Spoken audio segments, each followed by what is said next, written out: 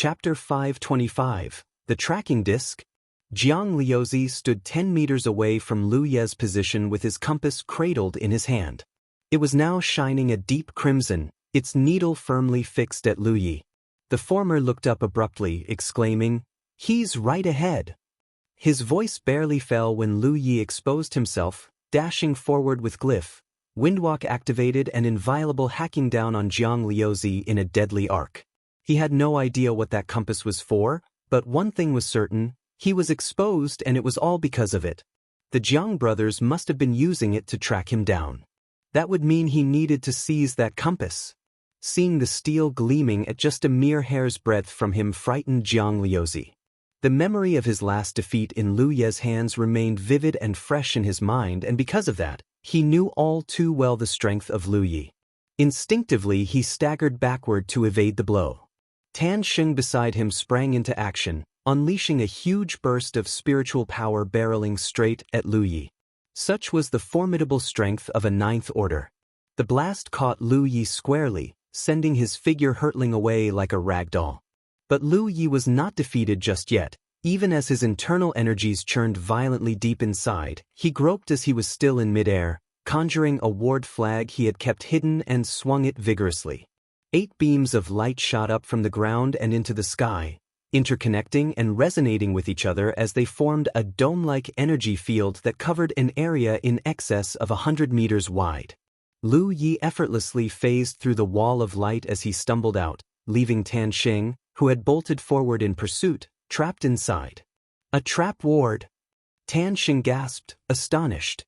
He hadn't expected that someone had set up a trap ward here in advance, and for that, he was now confined inside. Swish, swish, a pair of whistles sliced through the air. It was Li Baxian and Feng Yuechan breaking cover and soaring into the air. Seeing Lu Yi using his trap ward was sign enough that they were up against someone more powerful than them. Immediately, they sped after Lu Yi, joining him in their flight away. Tan Sheng's eyes flashed with a shade of regret as the trio bolted away in streaks of light and disappeared in the distance. He had almost managed to kill that all-elusive Lu Yi, but alas, here he was, thwarted by a trap, and there was little he could do. He hurled spell after spell at the ward, pounding the wall of light so rapidly that ripples spread and intertwined with one another as the radiance of the wall of light began to dim at a noticeable pace. Jiang Liuzi helped to bring down the ward too. Having the compass might allow them to track down Lu Yi, but the last thing he wanted was to delay it in case more variables came into play.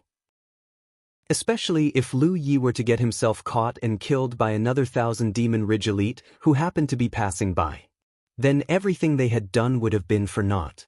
But the strength of Lu Ye's trap wards could barely keep Wei Ke inside for long, let alone an invincible ninth order like Tan Sheng. Barely 20 seconds elapsed and the dome of light diminished like twilight. As soon as the ward crumbled, Tan Sheng and Jiang Liuzi took off into the sky in hot pursuit. It did not take long for them to be joined by a third figure, the ghost cultivator Jiang Qingzi. Lucky enough to not have been caught inside the trap ward when it was activated gave him the chance to surreptitiously shadow Lu Yi and his companions when they were making their escape. But he did not dare to stay close. If he were discovered, he would have been outnumbered 3-1. I saw them landing somewhere around that spot. Jiang Qingzi exclaimed, his finger pointing in the direction their quarry had vanished. Before he even finished, all 3 of them felt the earth and the trees beneath them shaking, followed swiftly by the blast of an explosion. Jiang Qingzi was stunned as a sense of déjà vu gripped him. He could have sworn that he had seen something like this before, but where he could not quite remember. But Tan Sheng did not spare a moment's delay. He dove forward with the Jiang brother closely behind. They barely made more than 100 meters when Jiang Liuzi yelped with disbelief, yanking himself back to an abrupt halt as he cried, "Wait, Brother Tan." Tan Sheng stopped at once. "What is it?" he asked irately. "The disc's pointer? It's indicating that Lu Yi's in that direction," said Jiang Liuzi, his hand pointing somewhere else as he could hardly pry his stare away from the compass in his hand. Somewhere else, a direction that was nowhere near where the flaming detonation happened. "Didn't you say you saw them landing there?" Tan Sheng glowered at Jiang Qingzi. "I did," Jiang Qingzi replied, "saw it with my own eyes." Unless something's wrong with the disc, he added, even though he has full confidence in his brother's control of the magical compass. Yet bafflingly enough, the disc's pointer was aimed in another direction as if in pure sardonic mockery. "We'll go and have a look." Tan Xing made his call decisively, choosing to ignore the compass first. After all, the source of the detonation was not more than just a few miles away. Checking it first won't take too long. The Jiang brothers naturally had no objections. The trio quickly made their way together and found a cave still filled with dancing swirls of dust and disarrayed clutter of debris fresh after an explosion. Jiang Qingzi studied the environs inside the cave. Something about it felt awfully familiar to him. In the meantime, a newly appearing Lu Yi who had just escaped here using his teleportation ward wasn't amused or pleased. He was being followed, by a ninth order, no less. What that compass was that Jiang Liuzi held in his grasp, he did not know.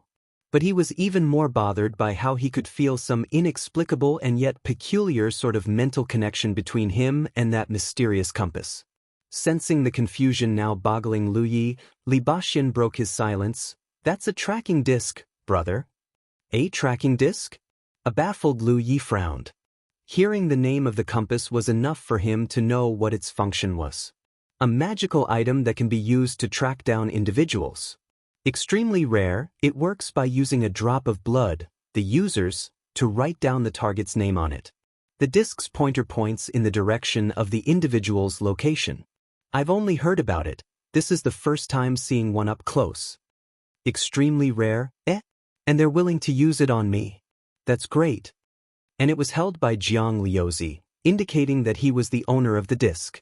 Regret now gnawed at his heart, reflecting on his earlier failure to wrest the tracking disc from Jiang Liuzi's grasp. How he wished he could have seized it and rid himself of this crisis.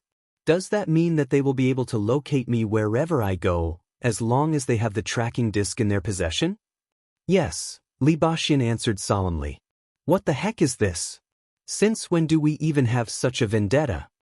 Lu Yi grumbled in frustration. Lu Yi and the Jiang brothers shared no significant personal enmity. Their prior clashes merely sprung from disputes over territorial claims of arcane glades. Yet, inexplicably, the Jiang seemed to have clung on to a tenacious obsession, to the extent of enlisting the aid of a ninth order in their bid for vengeance. A clear declaration of their resolute wish for his head. From their point of view, the handsome bounty on Lu Ye's head was reason enough for them to want to kill him. An immense reward that had burdened him since his humble days when he was still a cultivator of the fifth order of the Spirit Creek realm. Be that as it might, that did not prevent Lu Yi from having a pang of resentment simmering like a hidden ember beneath the surface of his contemplative heart. And that ninth order just now, that's Tan Xing, a gifted cultivator of the revered New Moon sect. He's good, Li Baxian allowed with measured gravity. "Huh? That's Tan Xing?" Lu Yi stammered in astonishment. Despite now occupying the first and second positions of the Carnage roster, Lu Yi had never seen Tan Xing before and he did not know what he looked like. What a twist of fate it was that the very person Jiang Liuzi had enlisted for help would turn out to be none other than Tan Xing himself. With the revelation now unraveled, Tan Xing was obviously not driven solely by the allure of the bounty but also by an insatiable ambition to claim the top spot of the Carnage roster. Succeed in vanquishing Lu Yi and all glory and riches would be his. The endless cycle of seeing cultivators leaving the Spirit Creek realm during Li Baxian's time in the Spirit Creek battlefield had etched their visages like indelible marks upon the annals of his memory. That was how he recognized Tan Xing. And since Li Baxian described him as good and gifted, then he must be a cultivator who had once had his name celebrated upon the Spirit Creek battlefield's role of supremacy. "We must not linger in this place, brother. With the tracking disc, it will be a matter of time before they come to find us. We need to leave this place quickly," Li Baxian warned, his words resounding like an urgent clarion call in the face of impending danger. Any ninth order could easily range a 200-mile distance in a short time, especially with the impetus now driving Tan Xing. With a nod of determination, Lu Yi softly called out, addressing his comrades, "Brother Baxian, Sister Yuechen." They turned their attentive gazes toward him, their expressions mirroring their curiosity. Amidst the tension, an earth-shattering eruption ensued. A brilliant display of power and prowess as inviolable slid out of its sheath, releasing a resplendent crimson crescent of light slicing through the air, a lethal arc of morbid elegance screaming towards them. In a reflexive surge of survival instinct, Li Baxian and Feng Yuechan deftly evaded the deadly trajectory. Li Baxian's features contorted with concern as he realized that they were already outside the magical circle of the teleportation ward. He called out to Lu Yi, both fervently and urgently, "Lu Yi!" The teleportation ward, a mechanism of both wonder and magic, bathed in radiant luminescence, whisking away Lu Ye's figure as if he was swallowed by a vortex of light. Li Baxian rushed to the teleportation ward and tried to channel his spiritual power into it.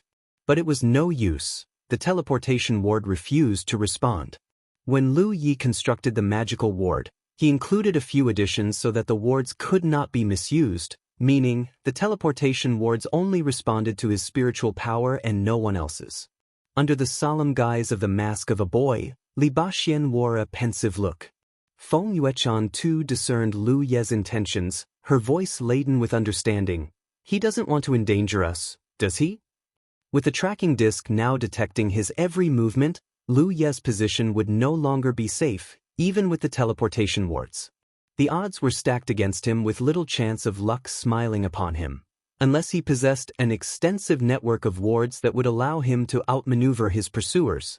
However, should Tan Xing catch up to him, the vast disparity in their cultivation ranks would render him as helpless as a lamb ready for slaughter, whether Li Baxian and Feng Yuechan were with him or not. That was why he chose to force Li Baxian and Feng Yuechan out of the teleportation ward so that he could slip away alone.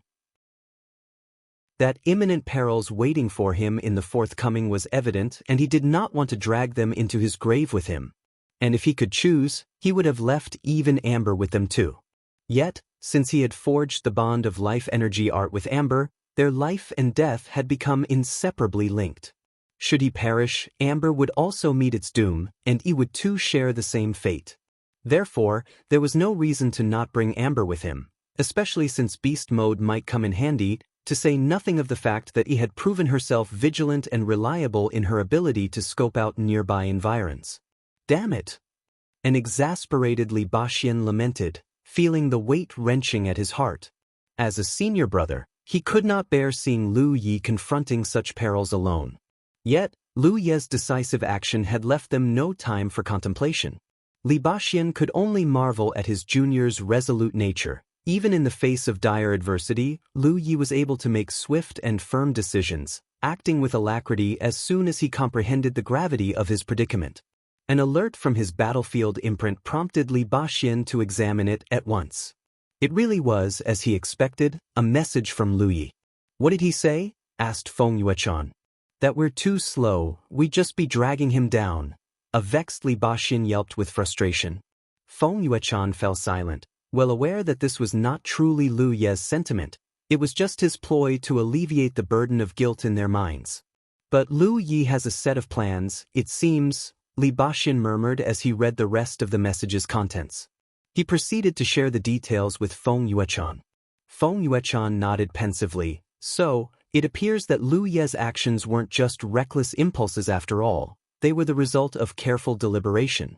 If everything goes as he planned, he might just succeed in surviving this relentless pursuit. And for that to happen, the plan hinged on the timing of the Colosseum's ending. But who could possibly predict when the Carnage Colosseum would close?" Chapter 526, Tan Sheng's Choice. As Feng Yuechan had surmised, Lu Ye's decision was not a mere act of fleeting courage. He embarked alone on the path of escape already with a well-thought-out plan in mind. And his primary concern, of course, was to spare his companions from further danger. Confronting a formidable ninth-order elite like Tan Sheng was well beyond what their combined strength was capable of. To find his glimmer of hope for survival, Lu Yi knew that he could do nothing but endure the relentless pursuit for as long as possible. The key lay in the imminent closure of the Carnage Colosseum. If he could stay alive until the Colosseum ended, he could make his way to the nearest divine trade association where he would find safety and refuge. Aware of the ever-looming possibility of the Carnage Colosseum's closure, Lu Ye's immediate objective was to stall for as long as he could. After communicating with Li Baxian, Lu Ye swiftly used his teleportation wards to travel as far as he could, doing his best to widen the distance between himself and Tan Xing. After 4 successive teleportations, he had put at least several hundred miles between him and his pursuers. Standing in the last teleportation ward circle, Lu Ye could no longer detect any additional wards ahead. Over the course of these events, many of the wards he had set up must have suffered damage, and consequently, only a few remained functional. Without hesitation, he stepped out of the cave housing the final teleportation ward and took to the skies at once, flying in the opposite direction from where he came. He dared not fly too high nor make too much noise, especially since the enemies that abounded the Colosseum extended beyond Tanxing. Every Thousand Demon Ridge cultivator in the Colosseum was thirsty for his blood now. Lu Ye remained vigilant at all times, in all directions. His senses, both physical and spiritual, were heightened to the utmost so that he could hide at the first notice of disturbance. After more than 2 hours, Lu Ye finally came to a halt and began setting up new teleportation wards. The more wards he has, the more assurance he would have to contend with Tan Xing and others, a form of insurance to ensure his survival. While he was engrossed in setting up the teleportation wards, hundreds of miles away, Tan Xing and the Jiang brothers were rapidly closing the distance, all thanks to the guidance of the tracking disc. Being a powerful Ninth Order, Tan Xing had nothing to fear and there was no need for him to be discreet, unlike Lu Ye, and that allowed him to travel much faster. By the time Lu Ye was done with a teleportation ward, Tan Xing was no more than 400 miles away from his position. However, Tan Xing's expression was not anywhere near pleased nor amused. Despite having the tracking disc at his disposal, he had not spied any signs of Lu Ye ever since he was caught inside that accursed trap ward. It made no sense at all. A third-order cultivator should not have the speed to outrun him, no matter how swift Lu Ye could be. He was inside the trap ward for no more than 20 seconds, hence, he could not see how Lu Ye had managed to give him the slip so easily. If it weren't for the tracking disc's consistent pointing in this particular direction, Tan Xing would have begun to wonder if the magical device was malfunctioning. This was further helped by the fact that the glow emitted by the tracking disc was growing increasingly red, an indication that they were nearing their quarry. Before too long, Jiang Liuzi, who had been attentively observing the tracking disc, called out loudly all of a sudden, "He's within 10 miles." At the same time, Lu Ye, who had been sitting in the circle of his teleportation ward and meditating peacefully, suddenly opened his eyes.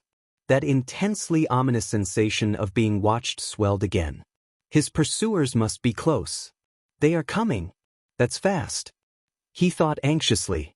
Lu Ye immediately acted without hesitation. He activated the teleportation ward, vanishing from sight. This time, he teleported himself in rapid succession, returning to the original spot. Li Baxian and Feng Yuechan were nowhere to be seen, which was understandable. Staying here was pointless with Lu Ye gone since they couldn't activate the teleportation ward themselves. In fact, they would find themselves trapped if they were to be cornered by powerful foes here. That explained their eventual departure not long after Lu Ye left. At the moment, they were both quietly lying in hiding somewhere secluded, patiently awaiting the closure of the Colosseum. Like Lu Ye, they were no strangers to being hunted. Their experiences of fleeing from enemies in the Cloud River battlefield had made them adept in the art of concealment. More so, with Feng Yuechan's umbrella spirit artifact to make their safety relatively assured, unless they were beset by exceptional bad luck that would expose their whereabouts. Jiang Liuzi, who was still flying in the air, was fixated upon the tracking disc when he came to a sudden halt. With a puzzled expression, he stared at the compass in his hand. The tracking disc had lost its formerly radiant crimson glow and its once forward-pointed needle was now aimed in the opposite direction. What on earth just happened? Jiang Liuzi could barely fathom what was going on.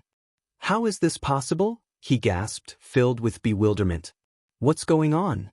Tan Xing, who was in front, immediately stopped as he recognized something amiss. "The disc's needle just changed, Brother Tan Xing," Jiang Liuzi croaked with difficulty. "Again." Tan Sheng's face darkened as he uttered those words. He hurriedly approached to examine the tracking disc. Indeed, the needle had changed, now pointing back in the direction they had come from. Furrowing his brow and pondering for a moment, he turned to Jianghu and asked, "Has the tracking disc been damaged in any way?" The tracking disc might be a valuable magical instrument, but it wasn't exactly sturdy enough to withstand impacts and collisions. Any knocks or bumps could have a high chance of rendering it faulty.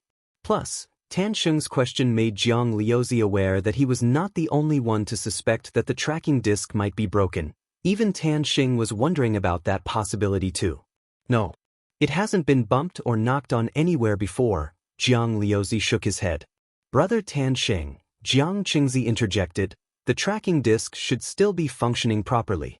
If there's anything worth suspecting, I'd say it's that Louis." Tan Sheng pondered that statement for a moment and realized the possibility of truth in Jiang Qingzi's claims. The tracking disc had worked in leading them to Lu Yi in the first time. But it was due to the trap ward that they lost their chance to seize him. Therefore, it was logical to believe that the problem did not likely stem from the tracking disc. "What do you mean?" Tan Sheng inquired. "I'm not entirely sure, but I wonder if he has the means to instantaneously shift himself through distances as far as several hundred miles," Jiang Qingzi suggested. "That's ridiculous. No Cloud River Realm cultivator could do that." Tan Sheng scoffed. "With the help of some magical artifact perhaps?" Jiang Qingzi proposed. They could think of no other way to explain the peculiar ability of Lu Yi to traverse vast distances in just the blink of an eye. The tracking disc was clearly indicating their imminent arrival, but before they could catch up to him, he suddenly shifted to the opposite direction. Tan Sheng furrowed his brow in contemplation. As much as he did not want to admit it, he could barely deny that while Jiang Qingzi's speculation seemed unrealistic, it definitely sounded like the most plausible explanation for now. Lu Yi hailed from the infamous Crimson Blood sect of Bingzhou province, the very same martial order that was once a name that invoked great fear and respect across all of Jiuzhou, the realm of the 9 provinces. Its strength might have declined since then, but who knew what hidden heritage they still possessed? It wasn't entirely impossible that the sect could have kept some unknown artifact capable of instantaneous conveyance across over several hundred miles. But Tan Sheng had never heard of such an artifact before, making it difficult for him to confirm that explanation.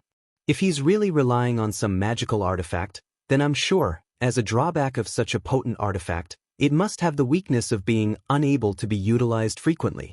To that end, Brother Tan Sheng, I believe that we just need to keep pressuring him.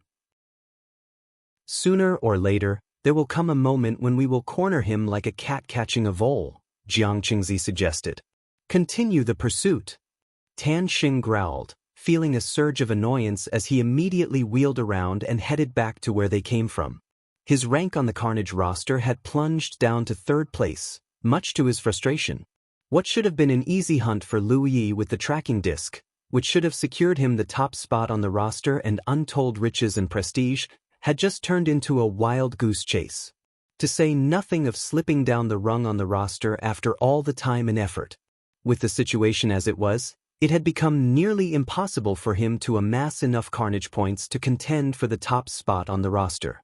But if compared to the rewards of being the winner of the Carnage roster, the bounty and fame for being the one to slay Lu Yi were undoubtedly more tempting. In the heart of a remote valley almost a day later, 3 weary figures sat in a meditative stance, shrouded in an atmosphere of tension and exhaustion. Jianghu Zi and his brother's faces betrayed their apprehension, but it was Tan Sheng's frustration and irritation that matched the ominous clouds that gathered above them. The past 24-hour pursuit had been a grueling marathon, as they doggedly followed the elusive trail of the slippery Lu Yi. Despite their best efforts of traveling back and forth, retracing their steps repeatedly, and yet coming up empty-handed, all 3 of them came no closer to laying eyes on Lu Yi. Every time they thought they were gaining closer to Lu Yi, the compass's needle would abruptly and mercilessly alter its course, and they were left with no choice but to recalibrate their trajectory to continue the snipe hunt. Even the formidable Tan Sheng, a seasoned 9th-order cultivator at the pinnacle of the Cloud River realm, felt the strain of this fruitless and yet relentless pursuit. In the meantime, The Jiang brothers were utterly spent, their once vibrant countenances now a pallid reflection of their former selves. They would not even have a whit of spiritual power left enough to use telekinesis if they did not stop to rest. Desperation and bewilderment plagued their restless meditation as they pondered the enigma of Lu Yi's seemingly impossible elusiveness. Could Lu Yi indeed possess such a convenient artifact? One that was really capable of instantaneous teleportation over vast distances? If such a magical treasure existed, then their quest for his head would be nothing but a mere pipe dream. With such a potent talisman in his possession, Lu Yi could easily evade capture so long as he wasn't being fully encircled by foes. An awkward silence lingered over the three as they mulled over this daunting possibility. Jiang Liuzi and his brother traded furtive and sour glances. Tan Xing was here by their invitation upon the promise of success. Yet they found themselves empty-handed, and to their dismay, the three companions felt like mere pawns in a grand game, toyed around with like monkeys. Before too long, Tan Xing's ranking had plummeted further down to the 4th place on the Carnage roster while Lu Yi's name was now in the 2nd. From the looks of things, their names would continue sliding in an unstoppable descent. The situation was far from ideal for both of them. One was on the hunt and the other in desperate flight, leaving no room nor time for them to stop and gather more Carnage points. Seated not far away from the brothers, Tan Xing raised his hand and placed a finger upon his battlefield imprint, seemingly engaged in urgent communication with someone unknown. After a brief moment, he turned his gaze to Jiang Liuzi and barked, extending a demanding hand, "The tracker disc."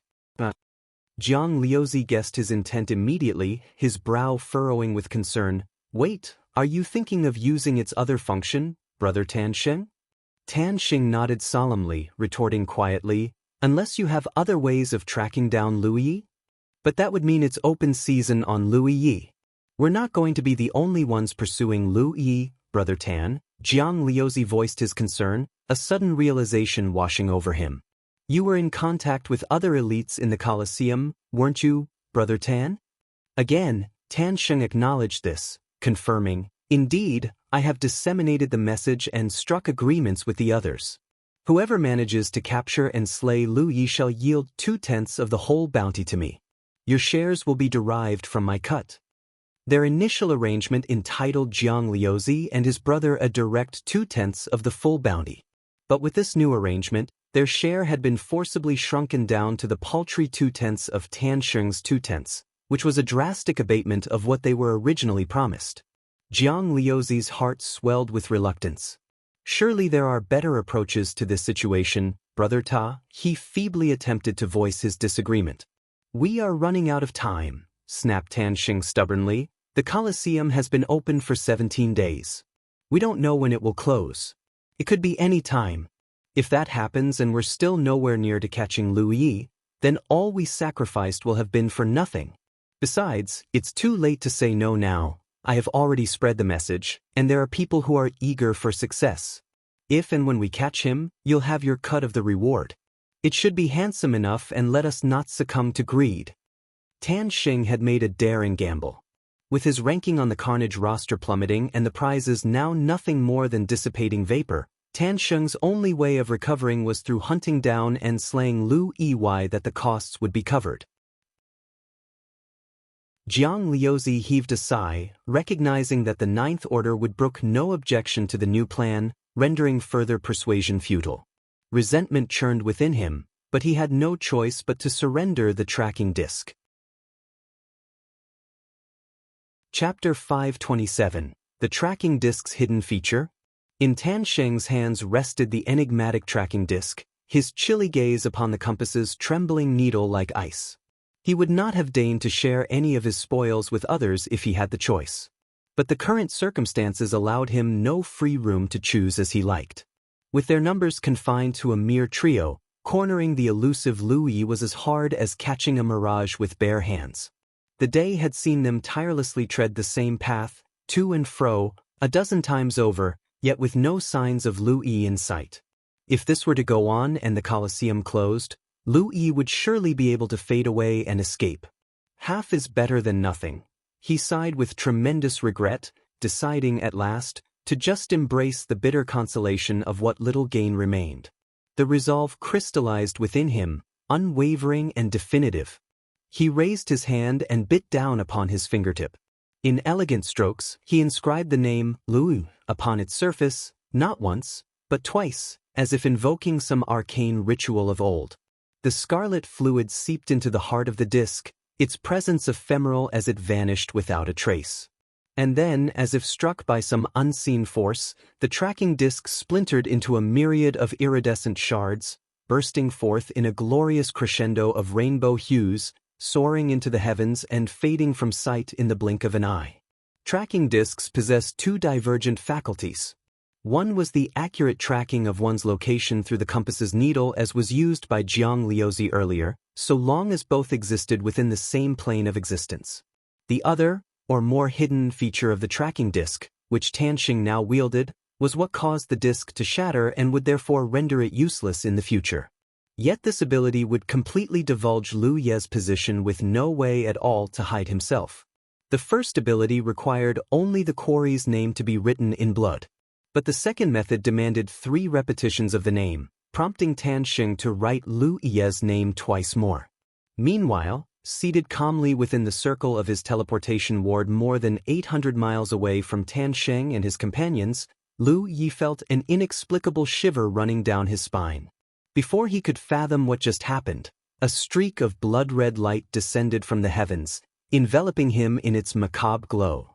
In an instant, the crimson radiance soared towards the sky, manifesting as a pillar of eerie arterial red. This bore a striking resemblance to the majestic eruption of light by the unique types of gold amulet.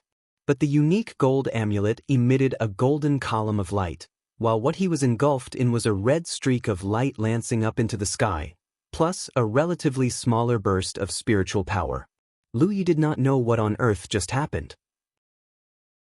But he knew this. A disturbance of such a grand scale would undoubtedly draw the attention of all nearby cultivators. Not wanting to be discovered, he immediately activated his teleportation ward and vanished from the spot. His caution was not misplaced. Moments after his departure, a group of cultivators arrived and entered the cavern. Yet, before they could investigate anything, one of them inadvertently triggered the explosive wards that Lu Yi had left behind. The entire cave groaned and trembled before being swallowed in a blaze of flames. The cultivators later emerged from the cave, their faces smudged with soot and dirt. More cultivators converged upon the scene, with one individual towering menacingly above the rest in midair, exuding the formidable aura of an elite Ninth Order. He silently surveyed the situation below before transmitting a message. The information swiftly reached Tanxing, 800 miles away, prompting him to take flight immediately. In the blink of an eye, he transformed into a stream of light and vanished from view. Leaving behind Jianghu and his brother, their expressions filled with resignation. Jianghu had been reluctant to relinquish his control of the tracking disc, insisting on using it himself, precisely to prevent such a predicament. Alas, in the end his deepest concern had materialized nevertheless. With the tracking disc no longer in their possession, Tanxing could naturally care less about the fates of the Jiang brothers. A Ninth Order like him could travel much faster and with greater mobility and convenience without 2 Fifth Orders slowing him down. While Tanxing appeared to be unlikely to renege on the deal to give them 2/10 of his share of the rewards, that could only be fulfilled if the 2 brothers remained alive by the time the dust settled. Thankfully, a considerable amount of time had elapsed since then, and the Ninth Order enemy, the Grand Sky Coalition elite who had slain Lu Shu, probably wouldn't trouble them anymore. The notion of this provided them with a modicum of security. At another teleportation ward, Lu Yi calmed himself. He examined himself and still, he found no abnormalities. But what was the blood-red light that had shrouded him just now? The powerful burst of energy had exposed his location in the most unequivocal manner. He could conceal himself using every faculty and every method known to him, and still, any nearby cultivator would detect his whereabouts and come to investigate. Lu Yi lifted a hand and tapped on his battlefield imprint. He communicated with Li Baxian, recounting what had just transpired. The latter swiftly replied, That's the hidden feature of the tracking disc, brother. Only through Li Baxian's explanation did Lu Yi come to understand what had befallen him. It seemed that after a whole day and night of chasing the mere mirage of him, Lu Ye's pursuers had grown impatient.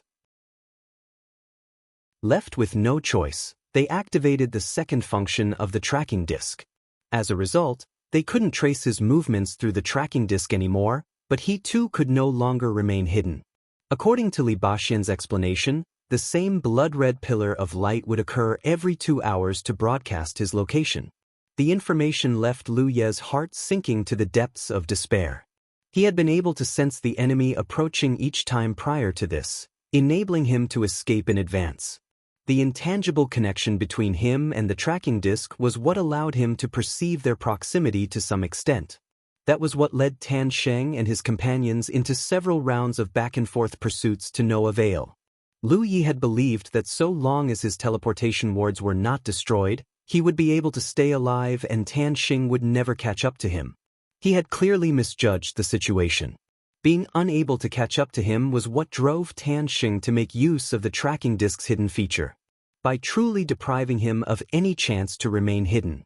The spiritual power eruption of the unique gold amulets occurred every 6 hours, which was already too high a frequency for his comfort. Yet this blood-red column of radiance would broadcast his position every 2 hours. This was tantamount to a death sentence. I'm calling for help, Lu Yi. Hold on. You must stay alive until the Colosseum closes. I understand. After ending the communication, Lu Yi immediately left his hiding place and moved outside. With his position exposed every 2 hours, there was no point to continue staying in the cave. He did not have many teleportation wards left, and each vertical light display would inevitably lead to the destruction of one of them. To ensure his survival, he needed more teleportation wards and to preserve as many of them as possible. Lu Yi didn't doubt Li Baxian would reach out for help. They have had numerous contacts, and their circles of friends were wider beyond his comprehension. With many powerful cultivators of the Grand Sky Coalition here inside the Colosseum, there was no reason to believe that Li Baxian's call for aid would go unanswered. However, he knew that he couldn't count on help to arrive. He needed to prepare for the worst and respond as proactively as possible. Just as Lu Yi was preparing for what was his biggest escape for dear life up until now, news about him spread rapidly within the 1,000 Demon Ridge circles within the Colosseum. Countless 1,000 Demon Ridge cultivators flocked in the direction of Lu Ye's last known location, especially those with moderate cultivation ranks. Cultivators of this sort roamed the Carnage Colosseum for endowment events. The Carnage roster was just beyond their reach due to their inadequate power and strength. But all of them were attracted by the rumors about Lu Ye's whereabouts flying about everywhere. The promise of huge rewards for Lu Ye's head was more than anything winning the Carnage roster could offer.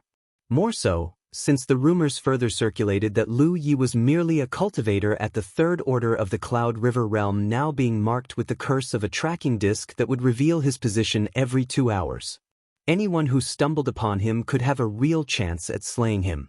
That made many thousand Demon Ridge cultivators hurry this way the moment they got wind of the rumors.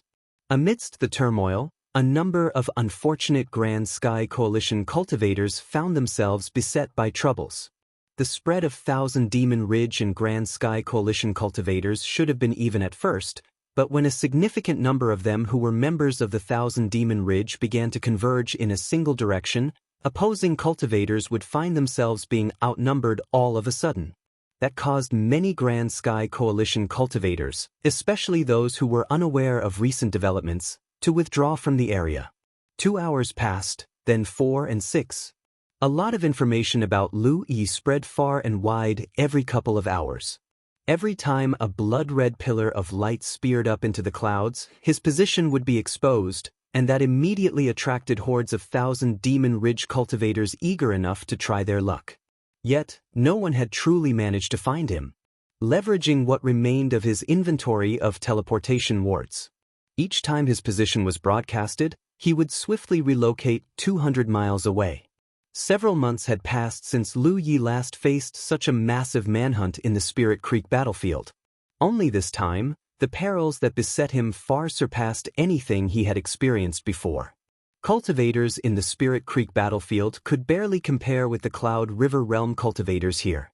By the time Lu Yi reached Heaven 8 back when he was still in the Spirit Creek battlefield, there were few dangers that could threaten his safety. He was even a scourge that all of the Thousand Demon Ridge Coalition feared when he rose into Heaven 9. But this time, there really was a real risk of dying. Most primarily because of the restriction of the Colosseum that no cultivator inside could leave the Colosseum before its closure. Or he would have sped to the nearest Divine Trade Association and sought refuge and protection there. As time passed, Lu Ye's number of teleportation wards dwindled. Only 2 remained. Had it not been for his diligent efforts to reconstruct more wards whenever he could after each escape, he would have long run out of wards. At the same time, he could feel the presence of Thousand Demon Ridge cultivators in the area growing rapidly. He could stay in this accursed place no longer. Even with 2 teleportation wards still working, to linger in this place would be courting death.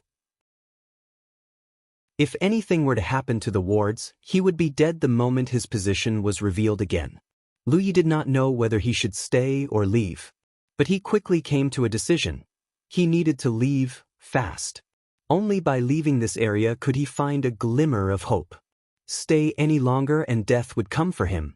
Lu Yi gazed up at the crimson sky overhead, feeling the crushing weight of helplessness. It had been almost 20 days since the start of the Carnage Colosseum. When would it finally close? Once again, his body was enveloped in that blood-red radiance before the glow burst into a claret-red pillar of light that shot up into the high heavens. Another eruption. Lu Yi activated his teleportation ward and transported himself instantly nearly 200 miles away.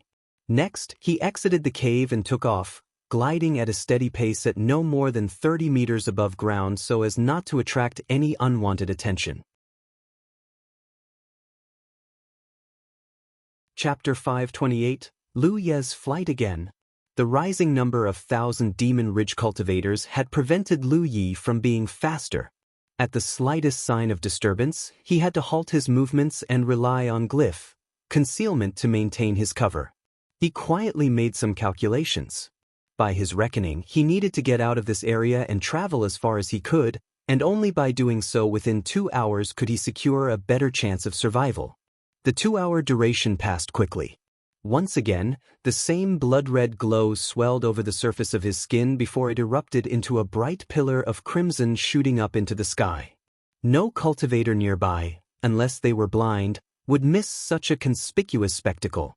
Lu Yi swiftly consumed several spirit pills and wings, conjured by spiritual power, ignited like flames on his back. Activating glyph. Wings, he flapped his magically formed pinions and sped into the distance in a streak of light.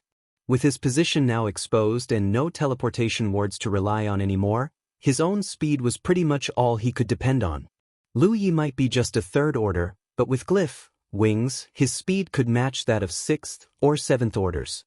But with the addition of glyph, windwalk, his speed would be even faster.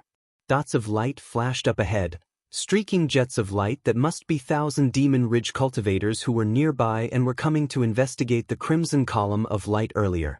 The newcomers caught sight of a ball of red hurtling towards them at an incredible speed and they froze in surprise, coming to a halt.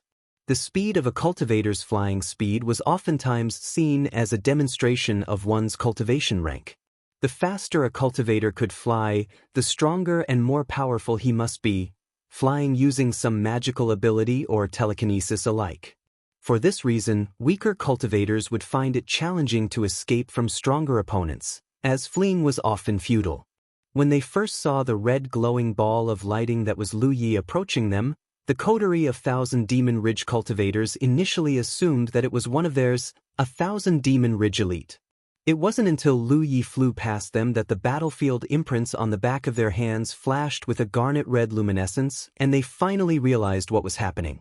It was not a friendly cultivator from their own faction, but an enemy from the Grand Sky Coalition.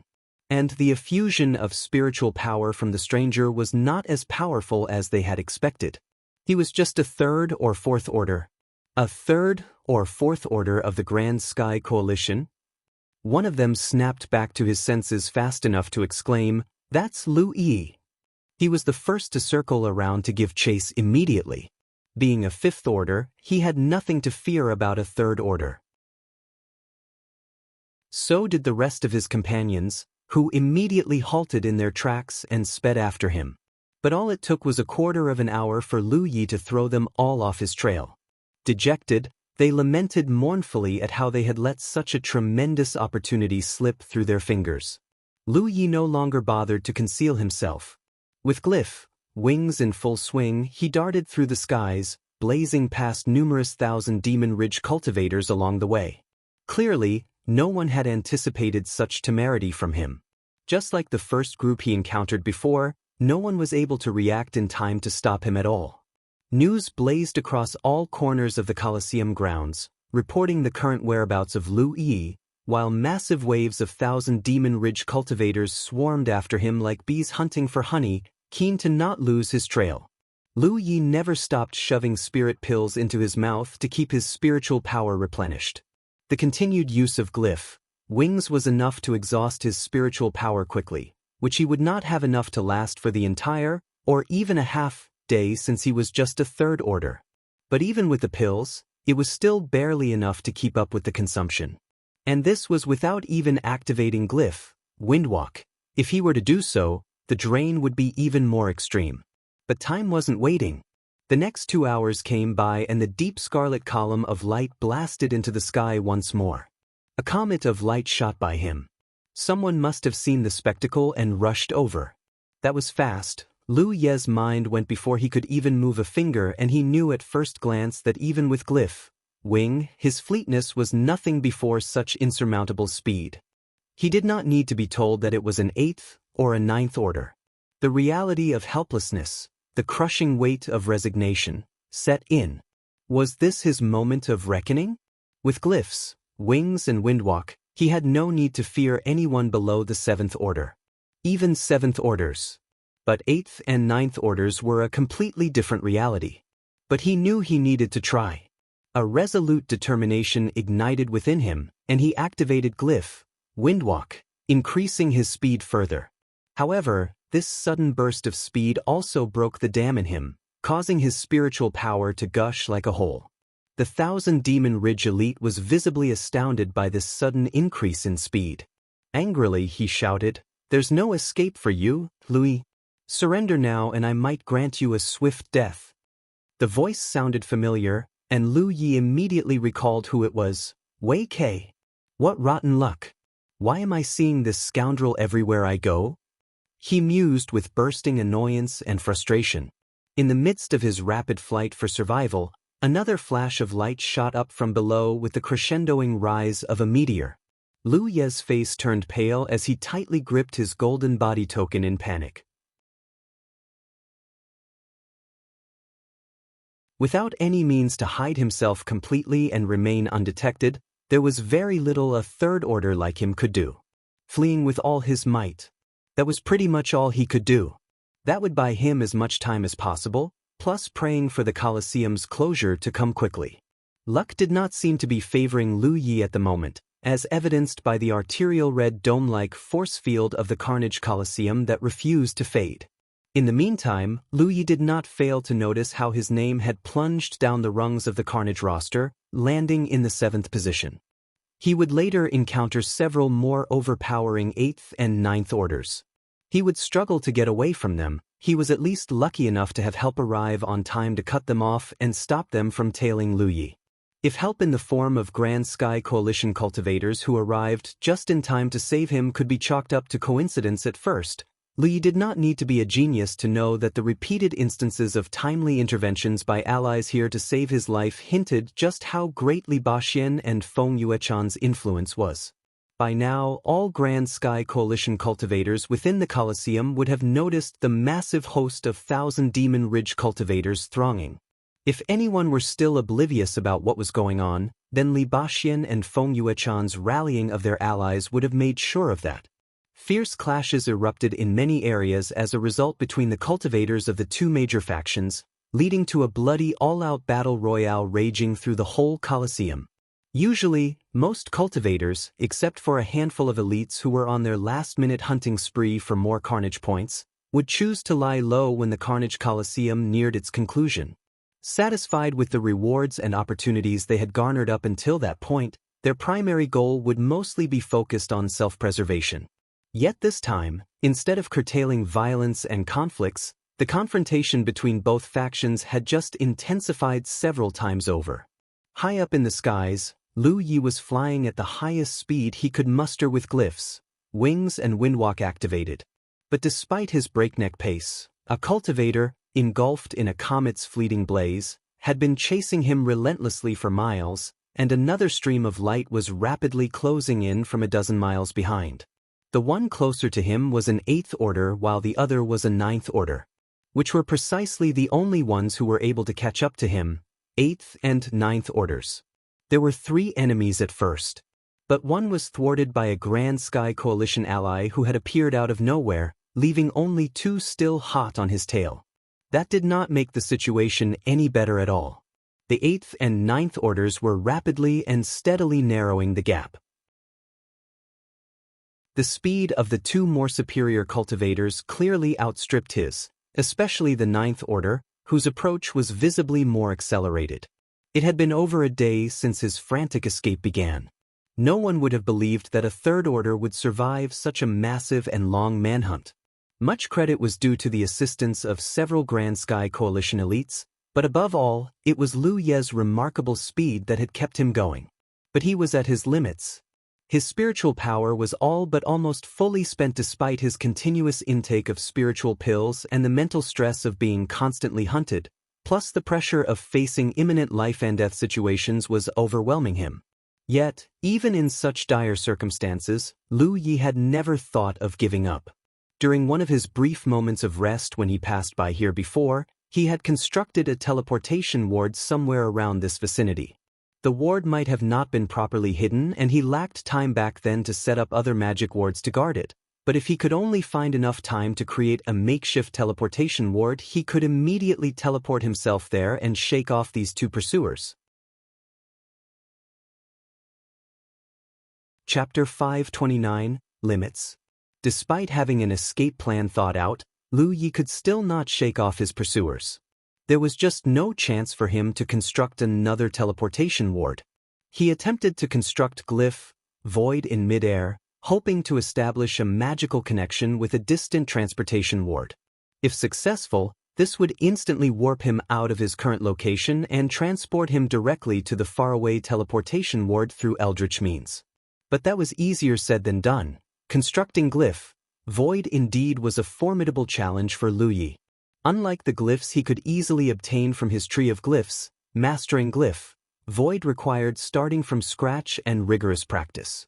As he hadn't fully grasped its conjuration yet, he couldn't wield it as effortlessly as his other glyphs. The glyph was incredibly complex, consisting of over 3,000 yin-yang pairs. Even if Lu Yi was given a chance to construct it, the attempt would still take quite some time, on top of the prevalent risk of failure. At his current condition of fleeing for his life and his spiritual power wavering violently like a ship in a storm, there literally was no opening available for such a perplexing task. After several attempts, he reluctantly gave up.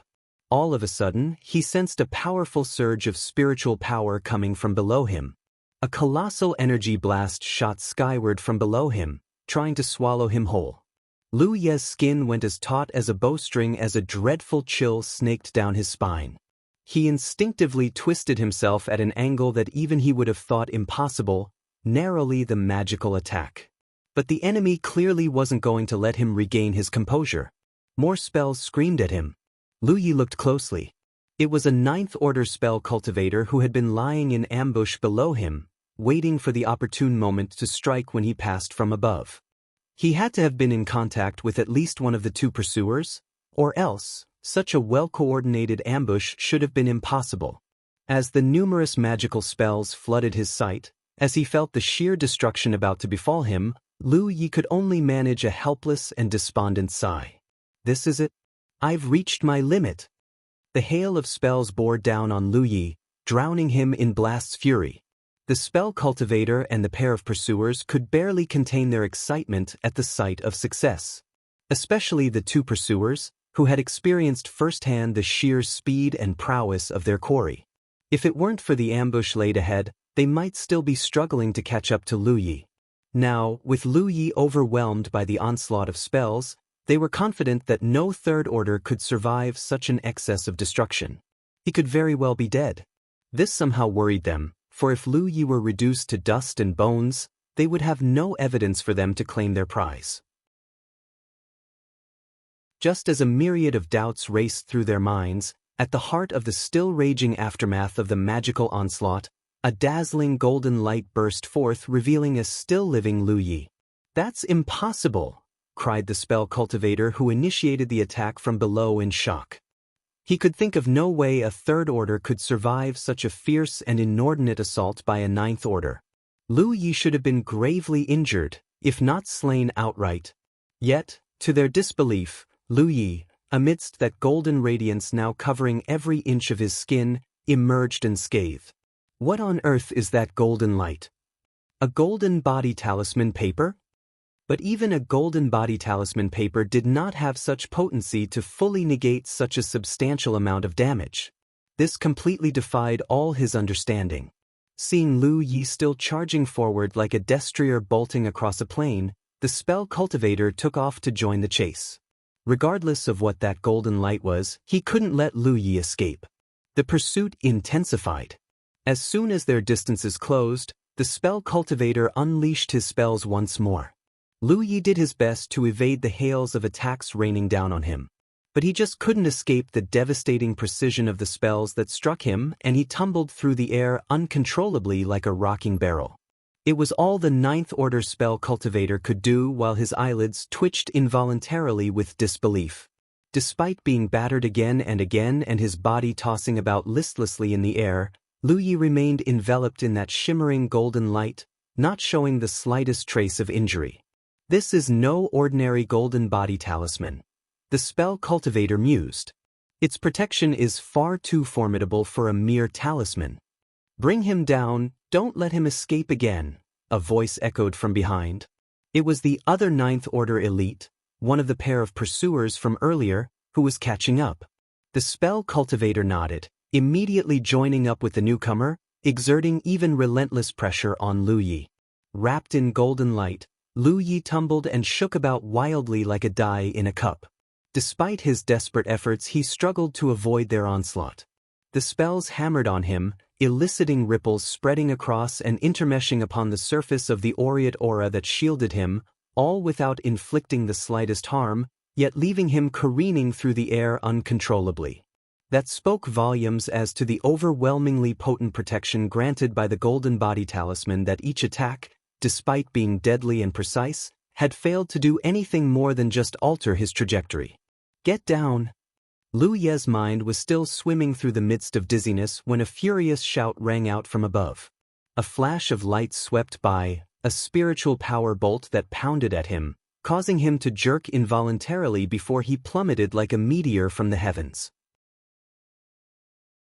Lu Yi slammed heavily into the ground with a resounding crash. The impact split open the earth, leaving a deep crater in the ground. Lu Yi hastily scrambled to his feet, only to find three figures hovering in midair over him, circling him menacingly. The first was the spell cultivator who had tried to ambush him earlier, and the other two were the 1,000 Demon Ridge elites who had been pursuing him all the way here, both combat cultivators. One of them wielded a long-bladed saber that emanated a sharp and fierce aura. The one who had knocked him out of the sky was most likely the one with the saber. As he rose to his feet, the trio recommenced their assault, barrages of spells, etheric energy bolts fired from weapons, and the shimmering sparkles of flying weapons came crashing down on him. The innumerable series of impacts smashed unforgivingly into Lu Ye's figure, tossing him up into the air with his limbs flung into a chaotic ballet of anguish and disarray. Like a puppet severed from its strings, he danced an unwilling performance as he soared through the air, disoriented and unable to regain control. By the time the attacks had found their mark and what residual dregs of spiritual power around settled, he once again fell to the ground. "That's the golden body token," exclaimed the combat cultivator wielding a blade, his eyes twitching involuntarily with apparent surprise. Even with the combined onslaught of 3 elite cultivators, 2 ninth orders and 1 eighth order, nothing had managed to penetrate the golden aura's protection, let alone inflict any harm upon Lu Yi. That this had to be the protection accorded by the extremely rare and absurdly potent golden body token was unmistakable. Nothing else was capable of offering such inexplicably unyielding and sturdy defense. As a divine protection that even divine ocean realm cultivators could barely defeat unless its allotted time was up, the 3 Cloud River realm elites could practically do nothing but stare helplessly. That's the golden body token? The spell cultivator gasped with disbelief, his heart wrenching at the sight of the aureate luminescence. Indeed, the golden body token was such an immensely precious item that many would deem it synonymous with an extra lease of life. For such an invaluable item to have fallen into the lap of a mere third order, and he had even used it. Had they known Lu Yi possessed such a valuable treasure, they would have chosen a more discreet and lethal method of attack, ensuring a swift and fatal strike. But the die had been cast and all regrets were too late. Where did this fellow get the golden body token? How could his luck be so outrageously good? As the two discussed furtively, Lu Yi rose to his feet once again, glancing around with a bitter taste in his mouth. He might have survived, but he still couldn't escape. Don't even think of running. You're not getting out of this, warned the spell cultivator. They might not be able to harm Lu Yi, not with the golden body token protecting Lu Yi, but they could still restrict his movements. The protection of the golden body token was not without its limits. Once its time was up, Lu Yi would be dead. As far as the trio was concerned, Lu Yi was nothing more than a sheep ready for the slaughter. Escaping was impossible. The only question was when. When would they be able to put him to the sword? You know what? I won't, Lu Yi declared. He sat cross-legged on the ground and extracted some spirit pills. The long and arduous escape had greatly depleted much of his spiritual power. Before he could do anything else, replenishing his power was the first and foremost thing to do. The Thousand Demon Ridge trio did not even try to stop him. After all, there really was nothing they could do. Seconds ticked by as minutes turned into hours. The trio barely took their eyes off him at all, afraid that he might be up to something. But there Lu Yi sat, moving not an inch while he never stopped stuffing spirit pills into his mouth. Within moments, Lu Yi had consumed nearly 10 spirit pills, much to the astonishment of the 3 enemies. While many cultivators used spirit pills to replenish themselves, more often than not, most relied on spirit stones instead. Swallowing too many pills within a short span of time could lead to a heightened risk of toxicity from the pills accumulating in their bodies, thereby affecting their own cultivation progress. The buildup of toxic residues would require a long period of healing and recuperation. However, considering that Lu Yi could meet his end at any moment, it was understandable that he had little regard for anything else. Suddenly, Lu Yi opened his eyes. He glanced at the 3 enemy elites and spoke. The rewards offered by the various sects and orders of the Thousand Demon Ridge for my head should be substantial enough for all of you to last a lifetime. Congratulations. The enemy cultivators showed no intent to respond to that cryptic message. But the saber-toting combat cultivator shot a glare at Lu Yi, his stare alert and wary. What a pity though, an undeterred Lu Yi continued, your plan to divide the reward equally among yourselves will be dashed. In just a short while, another burst of light will erupt from me and reveal my position to everyone nearby. I'm sure many, which I'm sure will number in the hundreds or even thousands, will flock here quickly. So, here's the big question.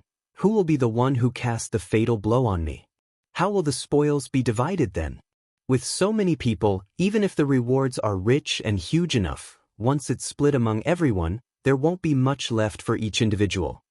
The trio furrowed their brows as they listened to Lu Ye's words. It was true. Despite their silence, the 3 enemy cultivators had been communicating with each other secretly about this exact matter.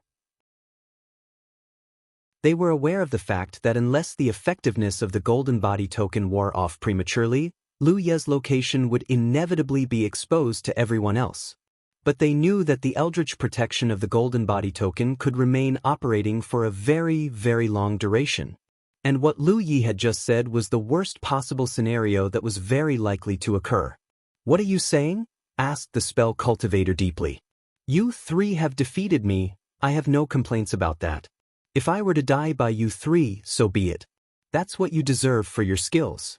However, I would feel somewhat resentful if not insulted if I were to die at the hands of a lesser cultivator.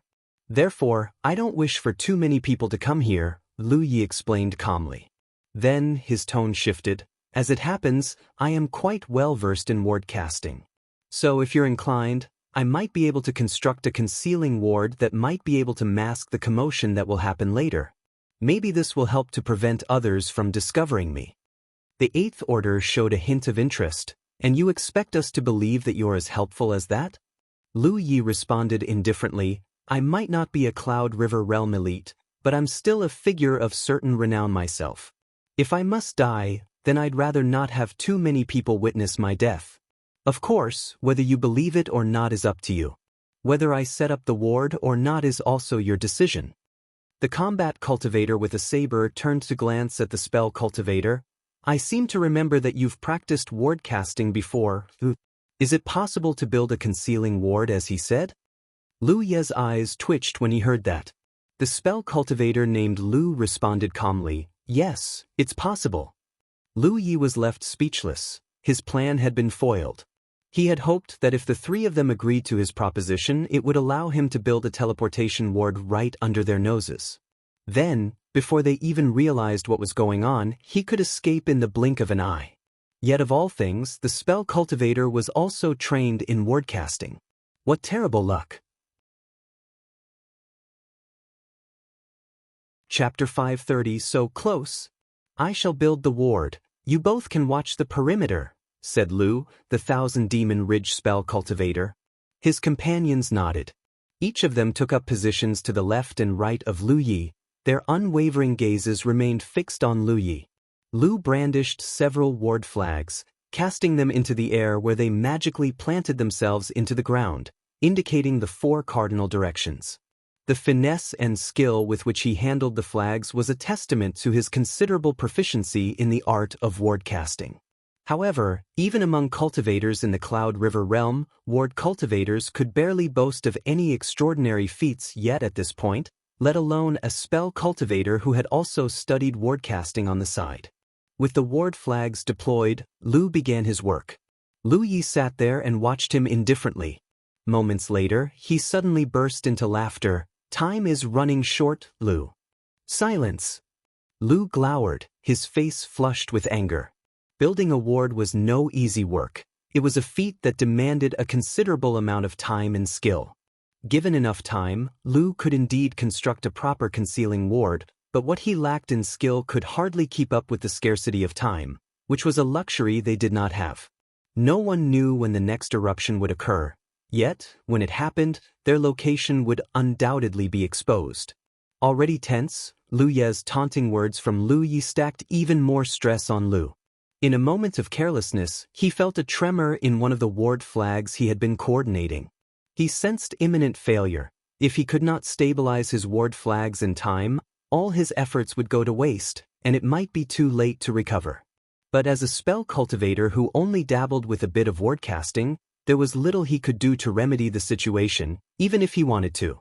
As he continued his attempts, his ward flags trembled even more, growing increasingly pronounced like trees shaking in a storm. His companions furrowed their brows, looking unamused. They might not be well versed in ward casting, but even they discerned that something was amiss. Just as Lu was in a panicking frenzy, a ward flag flew out of nowhere and embedded itself within the ward's arrangement, instantly stabilizing the trembling flags. "Your ward casting is pathetic," Lu Yi remarked casually. Another ward flag flew out with a wave of his hand, seamlessly integrating into the incipient ward. Lu, at a loss for words, could barely react. He didn't know whether to stop Lu Yi or not, although he ultimately refrained from intervening. One ward flag after another flew out, and before he knew it, the embryonic form of a large-scale magical ward had taken shape. The speed and dexterity of Lu Ye's finesse left Lu in awe, the latter realizing that Lu Yi was miles ahead of him in the mastery of ward casting. Small wonder Lu Yi managed to stir up such a storm during his time in the Spirit Creek battlefield. Rumors had it that he possessed the ability to defeat the defensive wards that guarded the strongholds of all the 1,000 Demon Ridge sects and orders there, but Lu had initially thought it was nothing but an exaggeration. Clearly, there was more to Lu Yi than met the eye. That was such a level of proficiency in ward casting that even true Lake Realm ward cultivators might find it hard to keep up with. Beyond any doubt, Lu realized, Lu Yi must have visited the Heavenly Derivative Sect's 100 Wards Tower. He must have benefited a lot from his visit there. There was no way he could possess such a profound understanding of ward casting otherwise. He was correct on all accounts. While it was one thing for Lu Ye's exceptional talents in ward casting to have played a significant role in how good he was, the most crucial reason for his remarkable proficiency in ward casting was the immense benefits he obtained from the 100 Wards Tower. That single journey through the tower had brought about a transformational improvement in his understanding of magical wards, leaving a lasting resonance that persisted until this very day.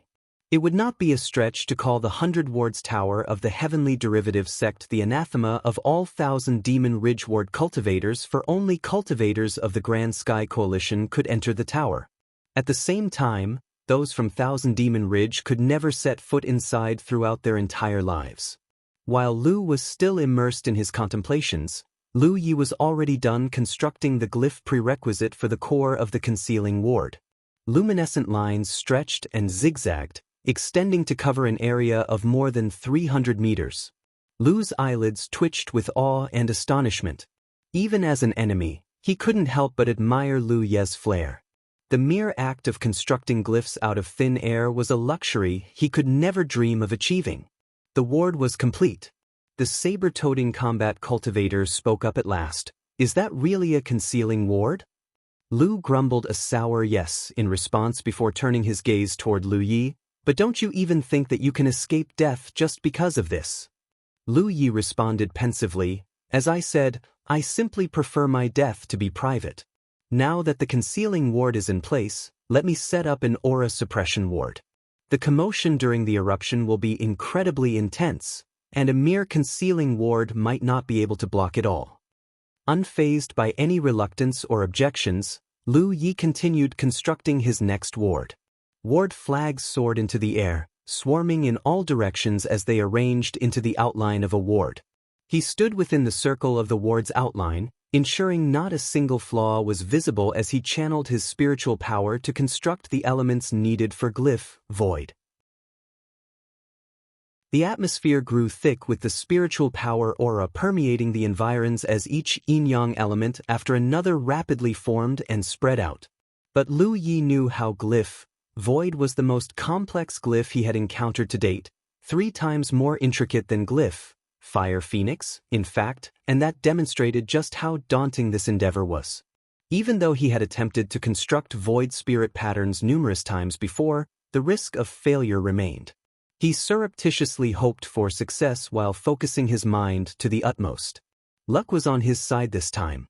The process went flawlessly. Glyph, void was almost done. All he needed was another 20 seconds to finish the remaining 3/10 of the glyph, and he would be able to magically convey himself to safety. All that was left was for Lu, the enemy spell cultivator, to not notice what he was actually doing. Given his knowledge of ward casting, there was the risk that he could see through what Lu Yi was up to, and what Lu Yi was building was hardly an aura suppression ward at all. Lu Yi discreetly stole a glance at Lu and detected the look of astonishment in his eyes. He was completely entranced by how Lu Yi was performing his marvels as if he had fallen into a dream. For someone who practiced both the spell and ward cultivation, witnessing someone as skilled as Lu Yi constructing such a complex glyph was an undoubtedly rare and profound experience. It held the promise of bestowing upon him some profound inspiration, potentially elevating his own abilities to new heights. "It's done."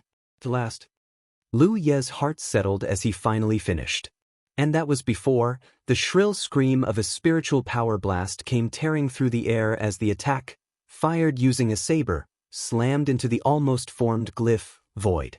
With a deafening roar, the spiritual power disturbance in the atmosphere left by the attack caused the glyph to disintegrate into nothingness. Lu Yi scowled darkly as he raised his gaze towards the saber-toting combat cultivator who had intervened, a burning desire to rush forward and kill him with his bare hands. I was so close. Lu Yi mused sourly. What was that for, Xia? The spell cultivator called Lu snapped out of his immersive stupor, looking at Xia Liang with confusion. Was that an aura suppression ward that he was building? Xia Liang inquired. No, Lu shook his head. He could certainly recognize an aura suppression ward, but even though he knew about that right from the start, he did nothing to stop Lu Yi. He could see no way that Lu Yi would be surviving beyond today, hence he chose to not intervene. But what was more, was how quaint and peculiar Lu Ye's method of constructing glyphs was, that Lu wished for more time so that he could observe Lu Ye's work more closely. I knew it, Xia Liang coldly gazed at Lu Yi. If it's true that you don't want people looking at how you die, then you could have slit your own throat right now. Why bother with these futile attempts? The other two quickly grasped that realization. Lu Yi had helped them to set up a concealing ward just so he could disguise his attempt of building a ward that would be to his advantage. Whatever trick it was he was trying to pull off, it was evident enough that he harbored ulterior motives. A behavior that contradicted his earlier claims entirely. If this really was going to be an inevitable death for him, then there was no reason for him to be trying to hatch some furtive plot. Therefore, this had to be some measure of defiant resistance, a sign that he was unwilling to give in without a fight. The three enemy cultivators regarded Lu Yi with an unfriendly stare. Lu Yi remained seated in silence, his eyes cast down, offering no defense. At that moment, it came, the eruption of a blood-red column of light that burst forth from inside him. The glow that shrouded him transformed into a towering pillar that soared into the sky. The expressions of the 3,000 Demon Ridge elites darkened grimly. The concealment ward had failed to contain such an extraordinary phenomenon. Their half-hearted expectations after waiting here for so long were in vain. With Lu Ye's position now exposed, it was only a matter of time before the entire horde of 1,000 Demon Ridge cultivators converged here. All three of them might be powerful and influential enough in their own right, but there was no way for them to drive and keep everyone away while they hoarded the chance to kill Lu Yi to themselves, not without incurring the wrath of the many. As expected, just moments later, a group of 1,000 Demon Ridge cultivators arrived at the scene. The group of four had a sixth order as the strongest member in their number and a fourth order as their weakest member. Judging by the similar attire they were clad in, they seemed to be members of the same sect. What was just intended to be a casual investigation turned out to be a surprise for them when they found a trio of ally elites clustering around a figure donning the mask of a fiendish demon while emanating a dazzling golden aura. That is, the leading sixth order of the group was taken aback at first, although he quickly grasped the situation. That was none other than Lu Yi. However, what puzzled the newcomers was why were these ally elites merely surrounding Lu Yi instead of eliminating him? Surely everyone in the Colosseum knew by now the substantial bounty that Lu Yi's head would fetch. The squad of four maintained a safe distance several dozens of yards away, cautiously observing while not wanting to invoke any misunderstanding and aggression from their own friendly elites. But as time passed, more and more 1,000 Demon Ridge cultivators arrived at the scene, and most of them were left perplexed and bewildered like the first group, failing to comprehend what was going on. Until a few powerful elites arrived. They strode straight up to Lu Yi and exchanged words directly with Xia Liang and his companions. Some even tried attacking Lu Yi, but regardless of their might, their attacks could only send him tumbling around without inflicting even the slightest harm. Soon the truth began to spread around. Lu Yi had somehow obtained a golden body token, and he had cast its divine protection upon himself. Now protected by its invincible shield, he was impervious to any attacks unless the token's effects waned. It was simply impossible to kill him at the moment. Some of the cultivators knew about the boon of the golden body token, but most did not. It took some time for everyone to finally understand its significance, and when they finally did, they couldn't help but marvel at the divine protection bestowed upon him. Until the token's power diminished, nothing could breach its defense. Even a divine sea realm cultivator would salivate at the prospect of possessing a golden body token. Who would have thought that a mere Cloud River realm third order would somehow find one and be able to use it? What a lamentable waste. After all, Lu Ye's fate was sealed. The token's protection would eventually vanish and he would die. What a pity to squander such a rare and invaluable asset. At last, everyone eventually learned the reason why those 8th and 9th order elites were merely encircling Lu Yi instead of attacking him. This situation ignited the notion of chance and ambition in the hearts of many, especially the weaker and low-tier cultivators. With their relatively low cultivation rank, it was challenging for them to be able to have any chance of killing Lu Yi. But what if, in the very instant the token's effects dissipated, they were lucky enough to deal the killing blow themselves? Chapter 531. Into the Grave with Him. Every time the spectacle of the sanguine red column of light repeated, the 1,000-demon ridge horde that congregated around Lu Yi swelled as more cultivators arrived. Barely 6 hours had elapsed, but the 1,000-demon ridge 9th orders alone had numbered more than a dozen, while those of lesser ranks that made up the bulk of the entire horde had grown to several hundred men strong. The 9th order elites circled around Lu Yi, surrounding him in a ring of steel as they openly discussed ways to deal with him. A deplorable act of blatant audacity. Some did not like how the situation was developing at all. Xia Liang and his 2 companions, they were the first to have cornered Lu Yi here, in particular. The rewards which should have been theirs and theirs alone had just become an early Christmas for everyone here. In the brief deliberation, an understanding between all parties was swiftly achieved. Of the rich bounty for Lu Yi's head, 2/10 of the full share would go to Tan Xing for his dissemination of the information about Lu Yi. Such was the pact he had made with all 1,000-demon ridge elites in the Colosseum, and it could not be altered. The next 2/10 share would go to Xia Liang and his other 2 companions. They were the ones who had managed to pin Lu Yi down here. Without their help, this would still be another endless chase. No one could nor would dispute that claim was well-deserved for their pivotal contributions. The rest of the share would be divided into 2 halves. The first half would be equally shared by all 9th orders, while the other half would be distributed evenly to all the lesser cultivators present. It was a plan that would come no nearer to please everyone, but it was the best one the elites could come up with for now. Even before his last breath, the enemies, like a pack of hungry wolves, were waiting to claim their share of his death as if it had become a virtual certainty. With the discussion duly completed, all that remained was to endure the interlude of waiting. The wait for the expiration of the golden body token's protection that would signal their triumph.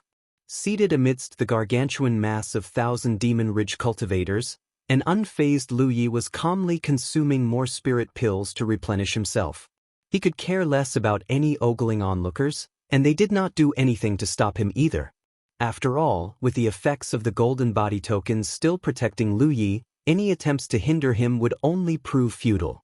In mere hours, Lu Yi's spiritual power had been fully restored. Nonchalantly, he even retrieved a piece of jerky from his storage sphere and consumed it with gusto. As he chewed at his food, he peered around and beheld a few familiar faces. There was Tan Xing, who had arrived more than 2 hours ago and was glowering at him from a distance, positively sour at how things had turned out. If only he had managed to vanquish Lu Yi swiftly enough to seize the coveted top spot on the Carnage roster. But now, not only had his rank on the roster slid down into oblivion, even his share from the bounty had been diminished to a mere fraction. To say that his losses were undeniably severe was an understatement. Not far away from Tan Xing, Lu Yi spied Wei Kei engaged in jovial conversation with familiar acquaintances. Amidst the disarrayed crowd, Lu Yi also spotted the Jiang brothers. The back of every 1,000-demon ridge cultivator's hand glowed with a crimson luminescence. Lu Yi's emitted a distinct blue radiance, a singular light amid the myriad hues of red. Sensing Lu Yi's gaze, Jiang Liuzi and his brother looked up, and a slight nod from Lu Yi met their eyes. His composure took Jiang Liuzi and his brother by surprise. Whether Lu Yi was just feigning bravado or was genuinely fearless despite the impossible odds, they did not know. That a third order who depended solely on the duration of a golden body token's eldritch protection to stay alive while being surrounded by a host of enemy cultivators of greater number and power than him could maintain such unwavering composure was something completely unimaginable to Jianghu, much less replicate the feat himself. Lu Yi was surveying the crowd around him when his battlefield imprint registered the arrival of a new message. He looked down and saw it was Li Baxian. "Hold on, Lu Yi. I'm getting help." News of Lu Yi being held up here by hundreds and even thousands of Demon Ridge cultivators had prompted more to join the massing throng. So much so that even Grand Sky Coalition cultivators soon realized what was going on. That sent Li Baxian, who was hiding somewhere 20 miles away with Feng Yuechan, into a state of panic. But there was little he could do. Being just fourth-order cultivators, they did not have the means to save Lu Yi from such indomitable peril. However, given the current situation, their anxiety was futile. Both of them possessed only fourth-order cultivation, making it impossible for them to rescue Lu Yi amidst the encirclement of numerous powerful foes. Hence, they could ill afford any rash actions. Their only recourse now was to enlist help from as many Grand Sky Coalition elites as possible. But to even penetrate such a huge encirclement of powerful foes would require a force of at least 24 or more Ninth Orders. Making this a nigh impossible feat to launch a rescue without enough strength would only spell defeat if not suicide, and the animosity between the Demon Ridge and Grand Sky Coalition would ensure that. Roping in enough men would have been doable had they had enough time. But Lu Ye's divine protection could be wearing off any minute, and mustering enough men who were scattered around the Colosseum grounds would take a long time. Regret gnawed at Li Baxian's heart as he lamented himself for failing to ascend into the Cloud River realm sooner. If only he had reached the Ninth Order too, then he would not have to be so helpless while his junior faced imminent doom. But even if he had ascended earlier, he might have already advanced to the true Lake realm by now. At any rate, there was no version of this where he would be in place to deliver Lu Yi from death. As far as Li Baxian was concerned, it was ultimately his own inadequacy, his own weakness that he could not rescue Lu Yi. "Very well," Lu Yi replied simply. He scanned his surroundings and inhaled gently. His preparations were nearly complete and it was time to initiate his plan. His only lifeline right now in this quandary was the impregnable protection of the Golden Body Token. However, he was acutely aware that the token's effects had a limited duration, and once that time elapsed, his fate would be sealed, whether he liked it or not. Unless he could set up a teleportation ward here and magic himself more than 200 miles away, there really was not much hope of survival. Waiting for death was out of the question for Lu Yi. He might not be seeing any chance of escaping, but he sure could see how he might drag a few souls down to the grave with him. Especially that Tan Sheng fellow who had started all this. If he had not activated the tracking disk's secret function, then he would not be in this predicament at all. A fierce surge of spiritual power flowed within him, and the circle of a glyph swiftly came into form before his chest. The huge burst of spiritual power swelling inside him surged into the glyph like a torrent. This did not escape the notice of the Ninth Orders huddled around Lu Yi. Eyes homed in on Lu Yi, the expressions of the Ninth Orders filled with astonishment and uncertainty, unsure what Lu Yi was attempting to pull off. "Don't even think that whatever trick you're trying will save you, brat. There's no escaping for you," warned Wei Quebec. Lu Yi raised his head, his expression deadly calm, and said, "Nope, I'm not thinking of running away. Don't worry." Lu Yi stuffed his mouth with another handful of spirit pills as he spoke. This bold act of devouring spirit pills in such large quantities had left many onlookers dumbfounded. It was unheard of, but the enemy cultivators around him were willing to give him a pass, given Lu Ye's current predicament. "What are you doing?" a frowning Wei Ke demanded. "What do you think I can do?" Lu Yi retorted. The response left Wei Ke momentarily stumped. He was right. Given Lu Ye's current circumstances, what could he possibly do? He might try to resist, but what could he do as a third order against so many enemy Ninth Orders? As it turned out, he was not the only one with that idea. The rest of the Ninth Orders might have seen what Lu Yi was doing, but they paid little heed to his subtle movements. Seconds ticked by. The more spirit pills Lu Yi consumed, the more spiritual power was seeping into the glyph now hovering just over his chest. His store of spiritual power diminished, but his aura was gradually growing stronger, steadily surpassing the level expected of a third order. A measure of the auric displacement of his spiritual power would yield that he had reached the levels of a fourth or fifth order. It was a peculiar situation that began to arouse widespread wariness among the crowd. "Cease whatever it is you're doing, Lu Yi, or one of the enemy cultivators sternly warned. "Or what?" Lu Yi snapped at the speaker, who fell silent. Indeed, what else could they threaten him with? Beating him up? With the effects of the golden body token still working, who could possibly harm Lu Yi? Threats could do little to him, and even if they were to act, it would just be a waste of time and effort. The enemy cultivator waited for seconds before speaking again. "Cooperate obediently, and perhaps you'll get a quick and clean death. Try anything stupid and I guarantee you that death won't be the worst thing you'll be getting." Lu Yi couldn't be bothered to pay attention to him. He ignored the jibe and stuffed another handful of spirit pills into his mouth. He had finished all of Sister Shui Yuan's mystic fruit cider, or he could have restored his spiritual power more speedily. The effects of spirit pills could barely compare to mystic fruit cider. In the meantime, the spiritual power stored within the glyph on his chest had reached its limit. But it wasn't enough. Lu Yi could still remember vividly the last time he used this glyph. That gave him the idea of giving a grand surprise to the 1,000 Demon Ridge cultivators here. His spiritual power churned once again, and another glyph similar to the one on his front now appeared on his back. He channeled his power and infused the pattern with his eldritch energy. Lu Yi's expression grew somber as his aura burgeoned. Maintaining the two glyphs required an enormous amount of mental focus, especially since he needed to be supplying a huge amount of spiritual power to both of them. Failure to maintain concentration could see the glyphs crumbling, causing all the infused spiritual power to erupt instantly. Even the golden body token might not be able to fully protect him from such a devastating implosion. The golden body token's effect could fend off threats from without, but it might not be as effective against threats from within. Fortunately for Lu Yi, his mental strength far outstripped most other cultivators of the same rank. So long as he could remain focused, there was little chance of any problem unless he faced significant disruptions. "Something's not right."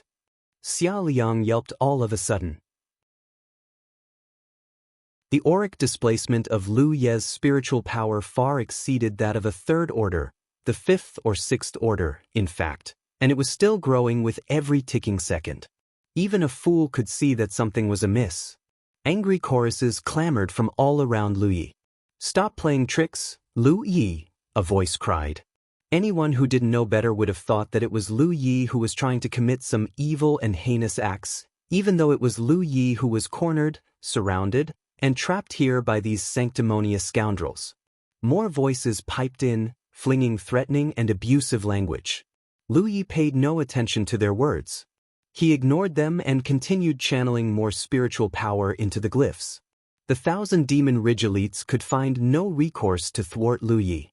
Frustrated and helpless, they could only sit on their own laps while Lu Yi continued his work in the peace provided by the golden body token's magical effect.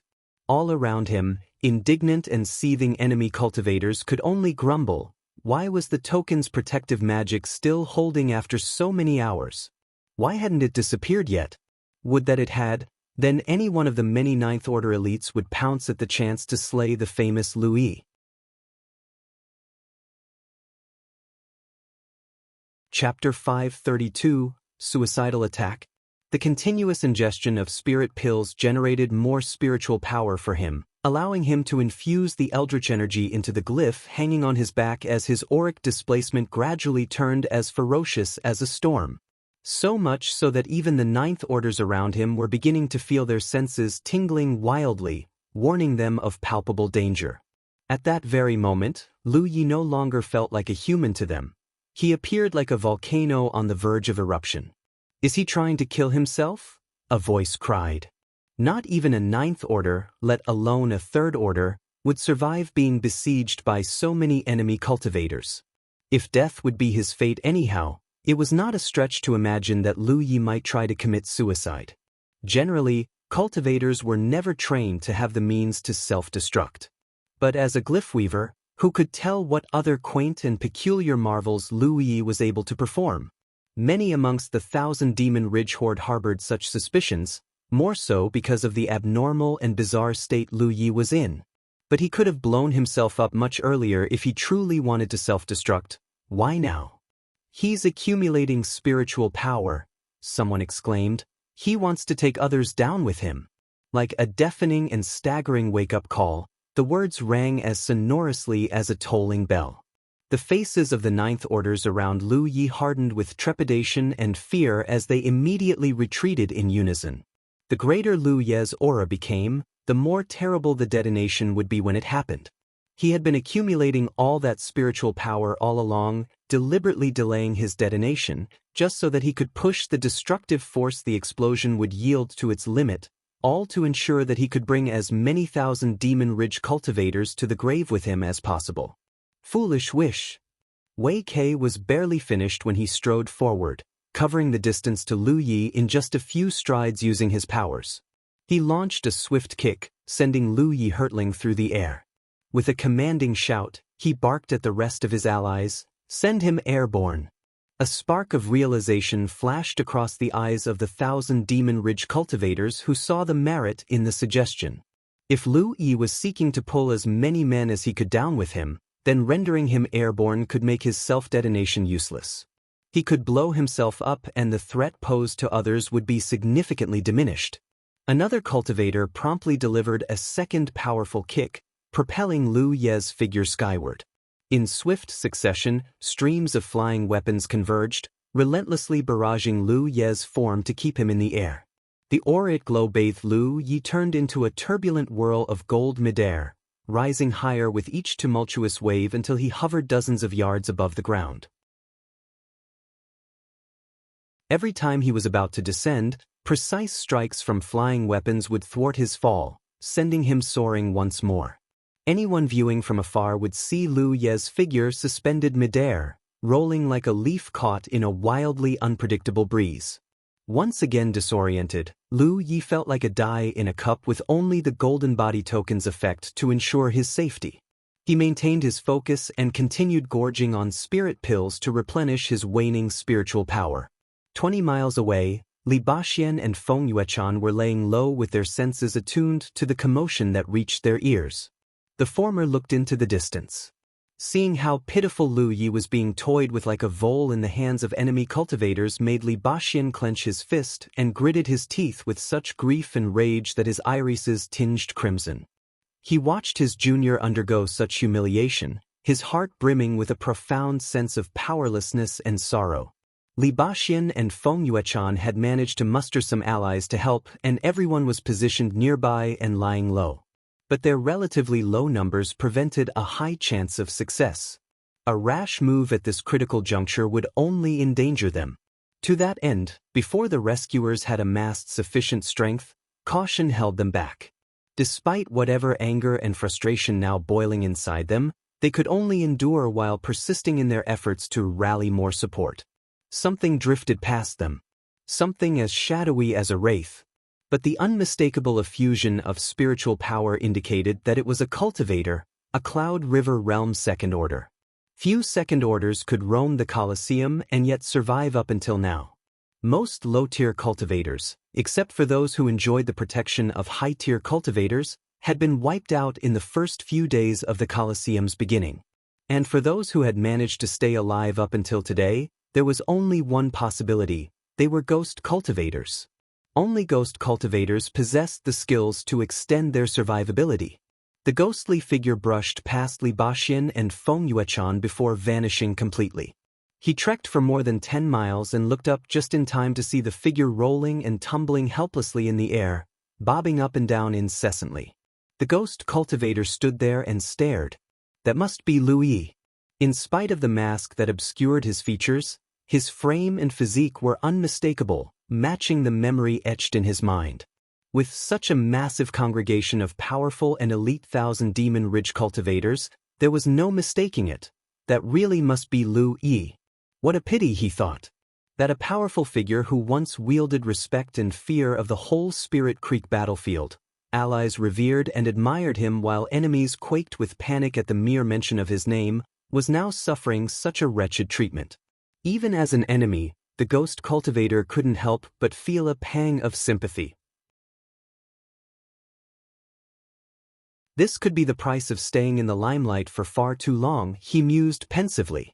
This was precisely why he had chosen the path of becoming a Ghost Cultivator, whose forte was concealment and assassination, skill sets that would enable him the chance to preserve his existence in the face of any perilous circumstance. Is what would become of he who was once the most feared figure in the Spirit Creek battlefield? The one who once sat on the throne of the role of supremacy? What is the point of all that when he's still going to be dead the next second? As the Ghost Cultivator beheld the spectacle before him, he felt emotions simmering in him. Hardly one with a penchant for being nosy, the Ghost Cultivator wasn't one who derived excitement by being improperly curious. But this was about the famous Lu Yi. The same Lu Yi, who, out of every other name that adorned the role of supremacy when the Ghost Cultivator was still a Spirit Creek realm cultivator, earned his respect. But that respect wasn't for nothing. It stemmed from the fact that he had crossed swords with Lu Yi before. Aside from that one bout of attrition that they had once shared together at one point when Lu Yi was busy climbing the ranks of the role of supremacy, he was also dangerously close to meeting his death at Lu Ye's hands during the latter's visit into the myriad poison forest. To say nothing of the fact that he had ascended earlier than Lu Yi, entering the Cloud River battlefield long before the latter did. Yet here he was just a second order of the Cloud River realm when Lu Yi had already reached the third order. How is this even possible? He almost yelled aloud with indignation. As a second-order Ghost Cultivator trapped in this carnage coliseum without any connections or allies to rely on, he had spent all the time primarily in seclusion, avoiding danger, and he was fortunate to have survived until now. And now, being able to bear witness to the downfall of such a young hero might have made being trapped in the Colosseum worth it after all. Because, after today, Lu Yi would no longer exist in this world. On a side note, he began to realize what a potent item the Golden Body Token must be.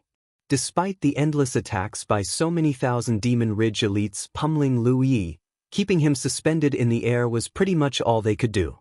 Lost in his train of thought, he slowly ambled forward as if in a trance. The shadowy figure of the Ghost Cultivator came to an abrupt halt. For reasons unknown, an unsettling foreboding welled up in the depths of his soul, a surging dread that warned him of an immense danger ahead, urging him to stop.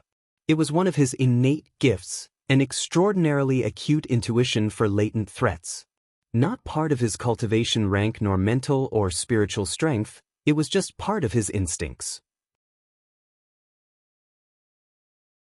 And up until today, this sixth sense of his had saved him from numerous life-threatening perils. Nevertheless, Ghost Cultivator couldn't believe it.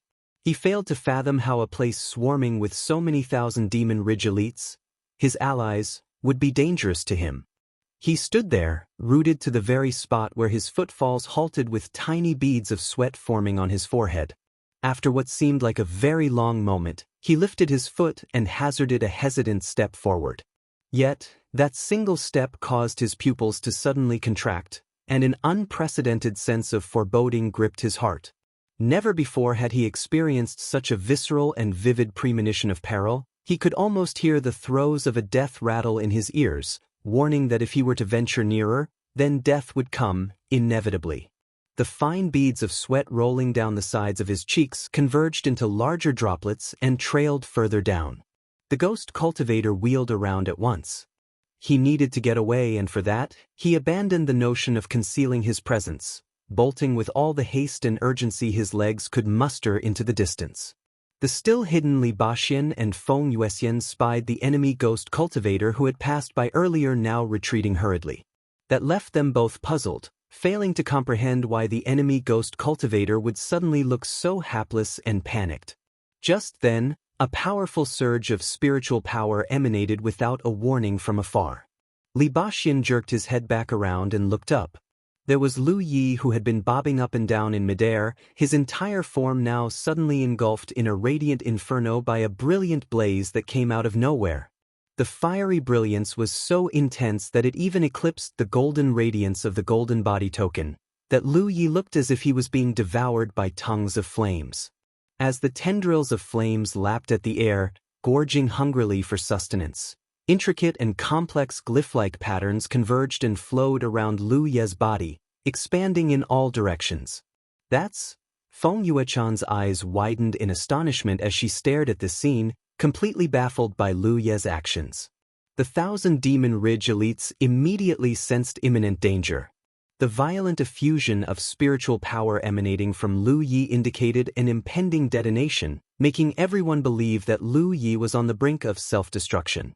And judging by the fanfare, the ensuing power would undoubtedly be immense. In response, their attacks grew even more ferocious. Lu Yi, who had originally been a few dozen yards above the ground, ascended even higher. That would go on until he was hovering nearly 200 yards above ground level.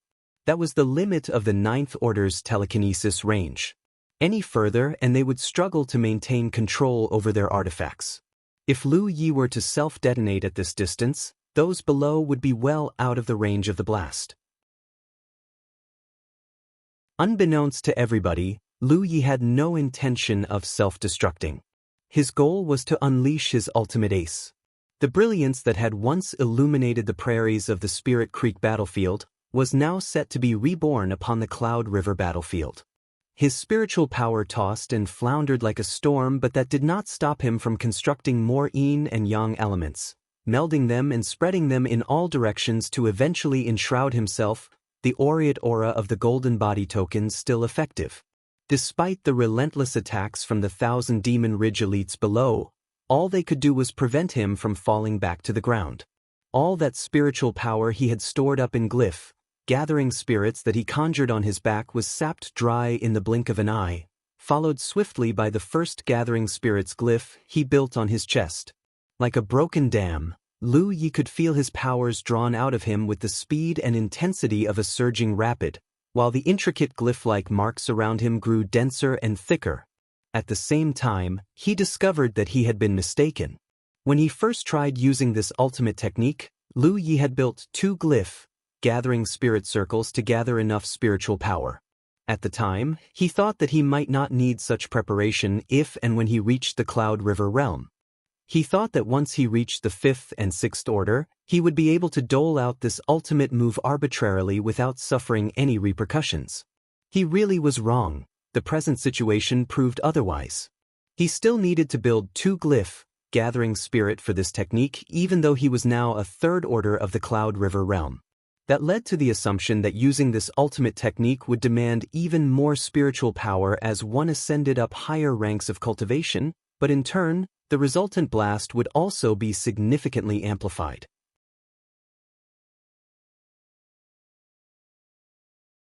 Chapter 533, Renaissance of the Fire Phoenix. 200 yards above ground, Lu Yi was enshrouded in swirling flames, the golden radiance of the golden body token's effect obscured beneath the blaze's brilliance. Accompanying the surge of these flames, the intricate dance of yin and yang elements rapidly unfolded, intricately intertwining like a mesmerizing symphony. As every ounce of spiritual power stored within the 2 gathering spirits glyphs was depleted and everything inside him rapidly dwindled, at long last, the labyrinthine patterns of the last glyph he was trying to construct fully took shape.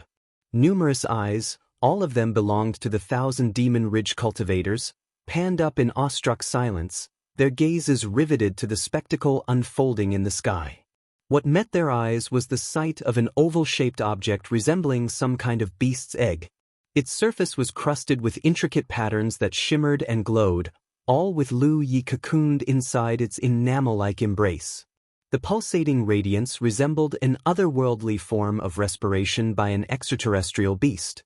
But the Ninth Order elites never stopped their incessant salvos of attacks at Lu Yi, their unceasing efforts rendering the egg-like object floating and bobbing in the air. "What the hell is that?" That was the same line that flashed through the minds of everyone below. Everyone below, everyone whose minds were riddled with perplexity and curiosity, felt the unshakable and palpable sensation of raging perils radiated from the egg-like object. The sense of foreboding dread gnawed at some, prompting them to turn around and flee. Even the Ninth Order elites, once unshakably confident, now felt the stirrings of unease, their skin prickling as if stung by needles. At the same time, still inside the egg, Lu Yi was still channeling his spiritual power, directing what remains of his eldritch energy into the now fully formed glyph that he became utterly spent. The radiance of the spiritual egg intensified, its crimson hue resembling a resplendent sun hanging in the ether. "Something's wrong. We need to go." A Ninth Order cried, his voice echoing his urgency and anxiety that demonstrated his need to leave at once. The rest of the elites did not need to be told. Next second, all of them vanished, scattered in all directions. Whatever it was Lu Yi was trying to do, it had clearly exceeded their imaginations. Escaping this scene of turmoil had just become their utmost priority. With no more attacks to sustain its altitude, the egg, which had been suspended 200 yards overhead, swiftly plummeted towards the ground below. In its descent to the ground, the surface of the egg suddenly popped with webs of densely interwoven cracks. Something inside was poised to break free. A spine-chilling aura diffused from the shattering egg, an effusion so thick that its displacement distorted the very fabric of the surrounding space. Crackling sounds cascaded, continuing until, screech! The clear and melodious cry of an avian reverberated through the skies. Accompanying the shrill cry was the crackling din of the egg bursting asunder. Flames surged and billowed, and from within those flames emerged two colossal wings, followed by a resplendent and graceful figure. The Second Order ghost cultivator, whose flight from the scene had brought him dozens of miles away, heard the hauntingly familiar ornithic song. He couldn't help but tremble as his feet turned to lead in his state of panic. He turned around to look, only to be confronted by a scene that sent shivers down his spine. It was a majestic creature with pinions surpassing 100 yards in span and girth 200 yards deep, its exquisite form festooned with elegantly trailing tail feathers and shrouded in blazing flames, a paradoxical and yet gorgeous embodiment of death. Glyph, Fire Phoenix, reborn. The ghost cultivator felt déjà vu sweeping through him. He had witnessed the terrible paragon of destruction in all its fiery splendor before, back at the Spirit Creek battlefield where the same spectacle was also conjured by Lu Yi. The latter was trying to trample down the defenses of the myriad poison forest back then, and with this very move, he decimated nearly 200 of the forest's acolytes.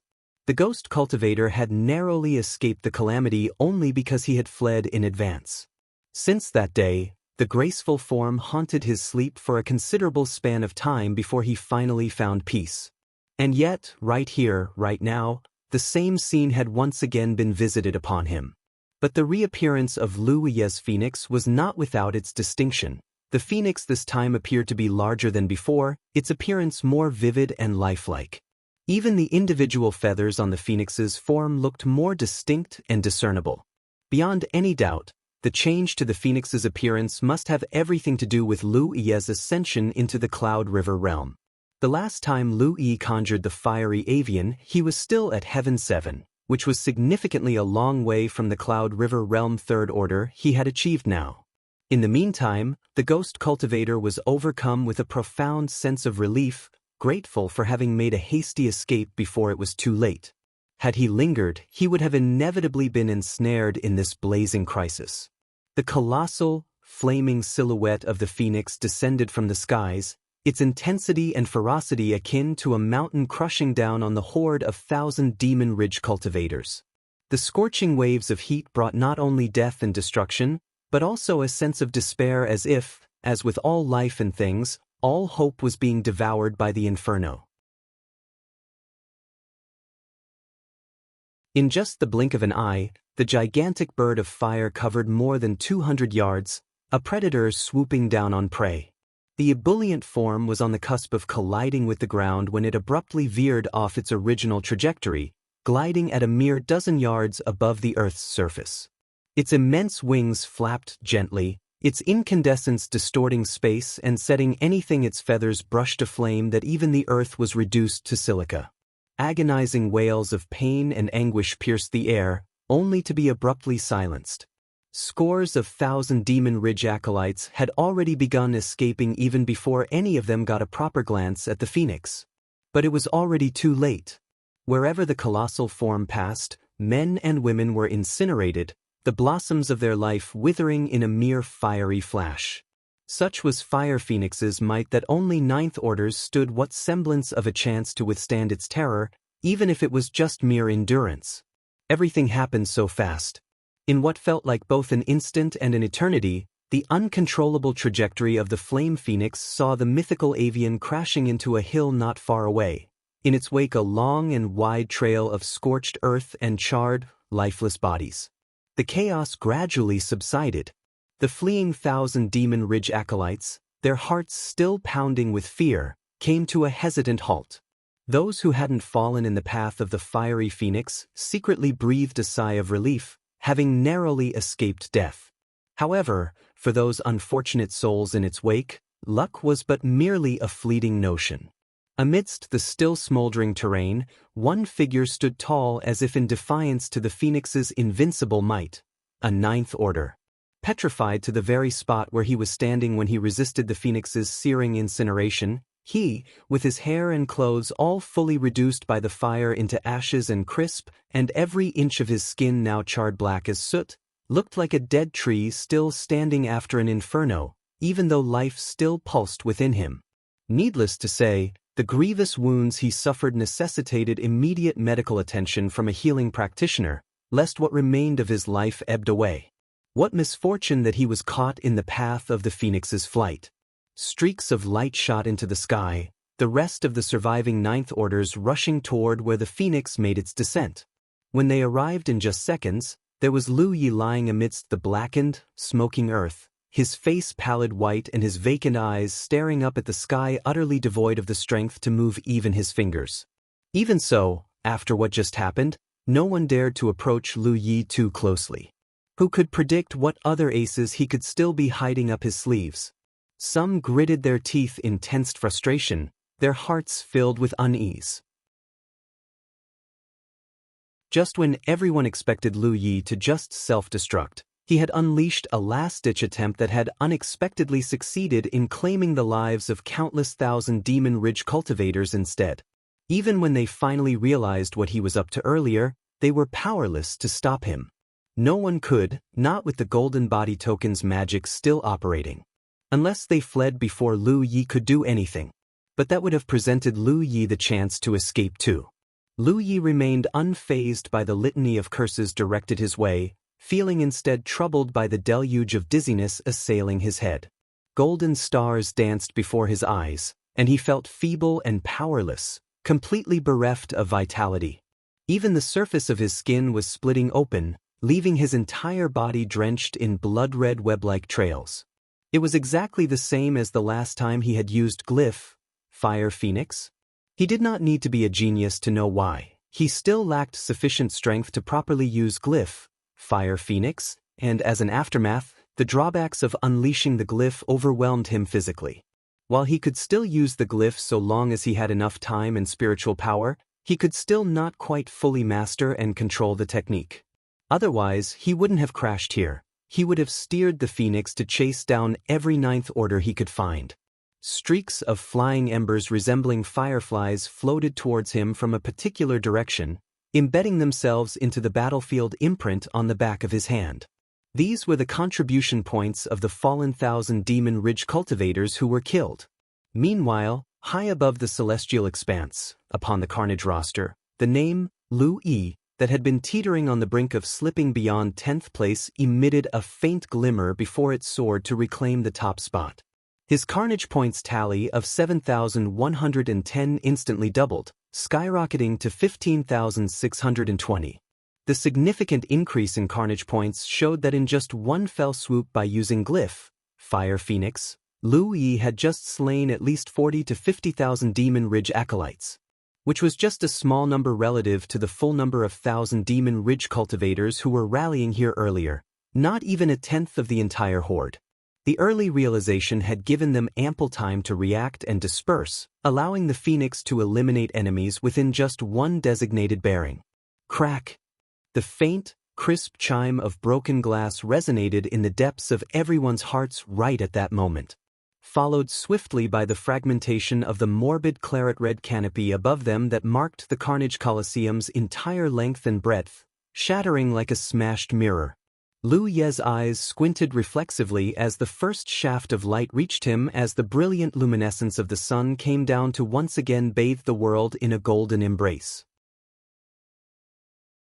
The Carnage Colosseum has concluded. It has finally ended. Coincidentally, or not, it closed just after Lu Ye had reclaimed the top spot on the Carnage roster. As for whether this was purely coincidental or a twist of fate, Lu Ye knew very well which it was. Whatever had befallen him, everything was just too conveniently aligned, so much so that he could only attribute it to heaven's touch of preordained design at play. However, the closure of the Carnage Colosseum seemed to hold little significance given his current predicament. Multiple enemy Ninth Orders were encircling him, and with his spiritual power all but fully spent, there was no hope for escape. The conclusion of the Carnage Colosseum stirred a commotion, or displeasure, especially in the case of the Ninth Order who was holding the top position up until Lu Ye knocked him off the throne. Frustration and indignation boiled in him at the inopportune loss. Had the Colosseum ended just 10 seconds earlier, before Lu Ye's final act of defiance, then he would have clinched the top spot, and the reward of the Primus-level Wisp of Sanctification, along with 9 gold amulets, would have been his. Yet, this mere 10-second difference had cost him the one thing he coveted the most, the Wisp of Sanctification, and a Primus-level one to boot. How could he not feel enraged? He couldn't help but wonder if the heavens were making a fool out of him by allowing a man condemned to death to claim the first place on the Carnage roster. He failed to see any sense in that. Countless beams of golden light descended from the skies, a shower of gold with each aureate droplet streaking with shimmering streamers towards the Ninth Order's present. Being in the midst of the multitude of enemies, Lu Ye received a tiny golden speck of light falling down on the back of his hand, forming another mark separated from the battlefield imprint. This must be the heavens distributing the rewards at the end of the Colosseum. That was when it dawned upon Lu Ye. The gold mark would allow him to claim his rewards within the Vault of Providence dimension. So this is how the heavens grant the victor's rewards, Lu Ye mused. He had initially thought that whatever rewards would be directly bestowed upon the winners. But now, it appeared that he would need to make a trip to the Vault of Providence himself, which rather made sense since some might not be conveniently ready or able to receive their rewards yet. With this arrangement, anyone could retrieve their rewards from the vault whenever they saw fit, which became the source of exasperation for many of the Thousand Demon Ridge elites now clustering around Lu Ye. To most if not all of them, his fate was sealed. Once the effects of the Golden Body token diminished, he would die, and along with him, the prize of winning the Carnage roster. What a waste! Temporarily sparing his life so that he could first retrieve his rewards wasn't something that they would like to bet on anymore, especially after the chaotic and lethal turmoil he had just stirred. No one would dare to let him draw another breath of fresh air ever again. If anything, they were all just waiting for the divine protection to fade before striking.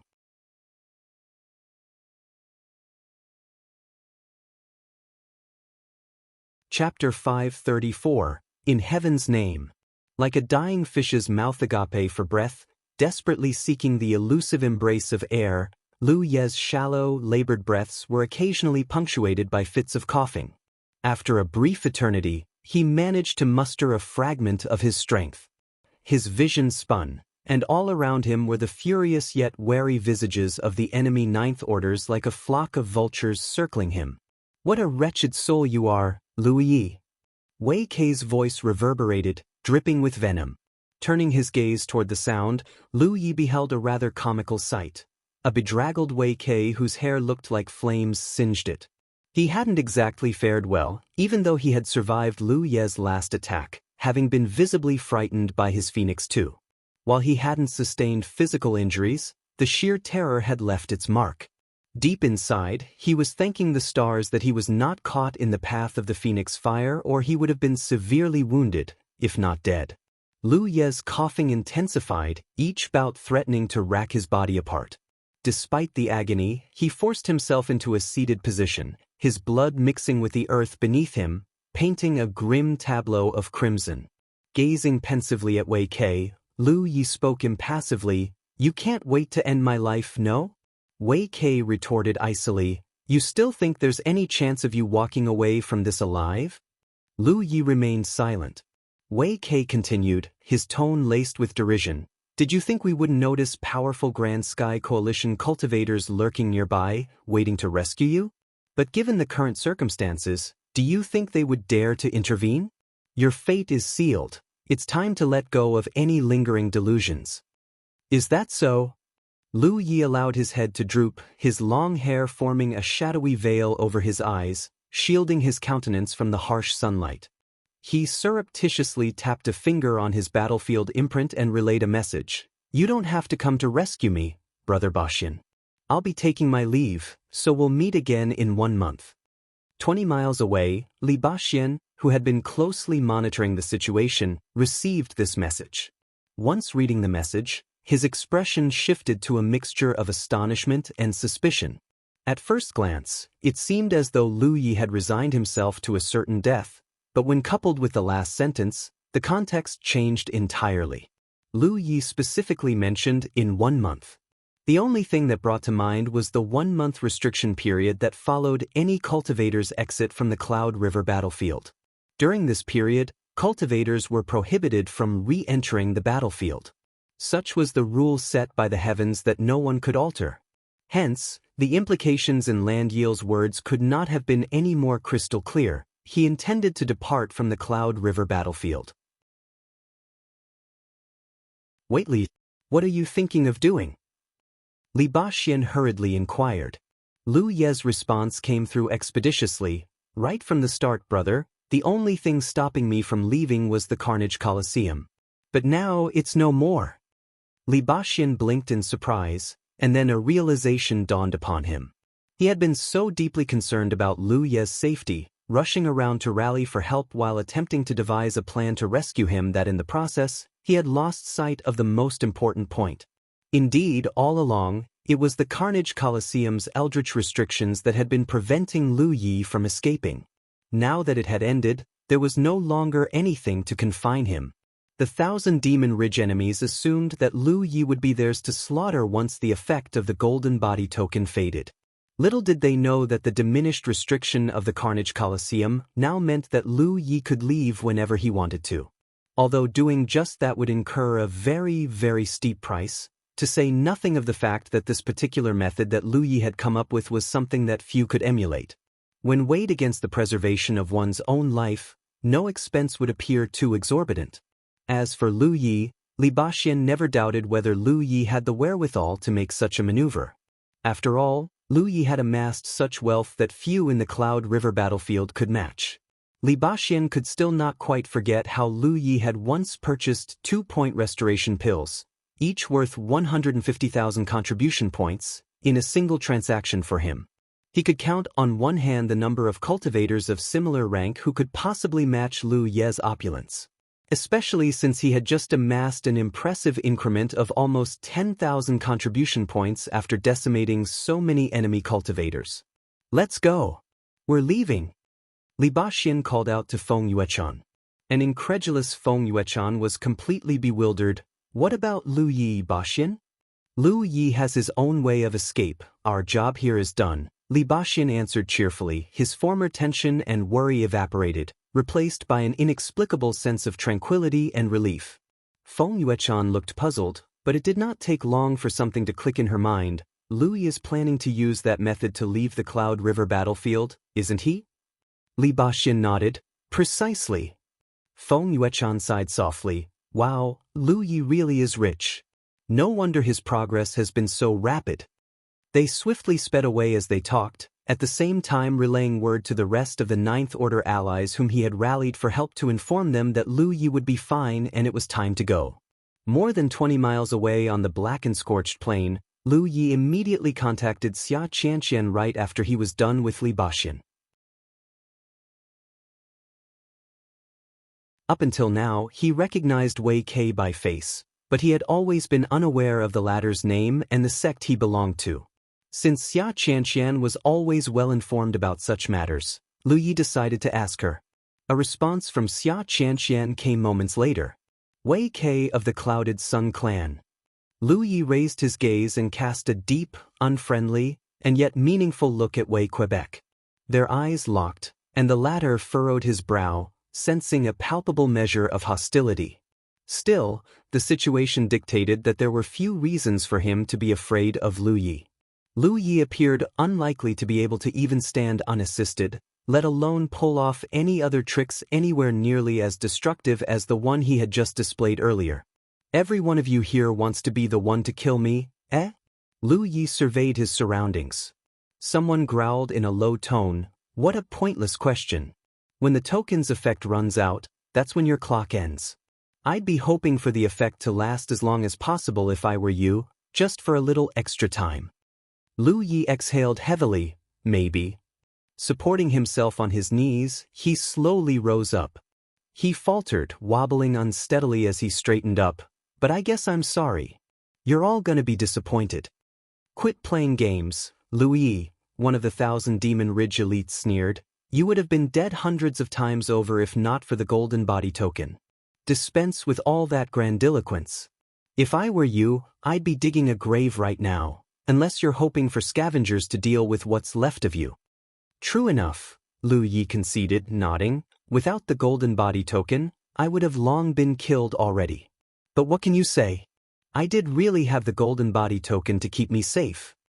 His voice crescendoed, increasingly loud and resolute. "I shall remember this day, gentlemen, the hospitality and generosity you have showered upon me today, and if the opportunity arises, I shall surely repay it in kind." Such audacity set off a wave of anger sweeping through the remaining horde of 1,000 Demon Ridge cultivators. Was Lu Yi out of his mind? Some wondered. Did he not grasp the circumstances he now faced? Others thought. Why was he talking about retribution when he could very well be dead any time now? As doubts swirled within the host of enemy cultivators, they witnessed with their own eyes as Lu Yi suddenly flung his head backward, gazing skyward with his arms outstretched as he let loose a resounding cry. "In the name of the heavens on high, I, Lu Yi of the Crimson Blood Sect, hereby call upon a divine opportunity column." The words only just left his lips when a dazzling blue glow blazed at the back of his hand, followed by a sapphire beam of light that shot up into the sky. Simultaneously, the countenances of the 1,000 Demon Ridge cultivators surrounding Lu Yi twisted in shock, few amongst them with even dawning amazement. Since the outset, a vague sense of something amiss had taken root in their minds, although the feeling of suspicion was initially subdued by the awe and terror of the Phoenix earlier, followed by Lu Ye's hefty collection of bounty from those who perished because of it.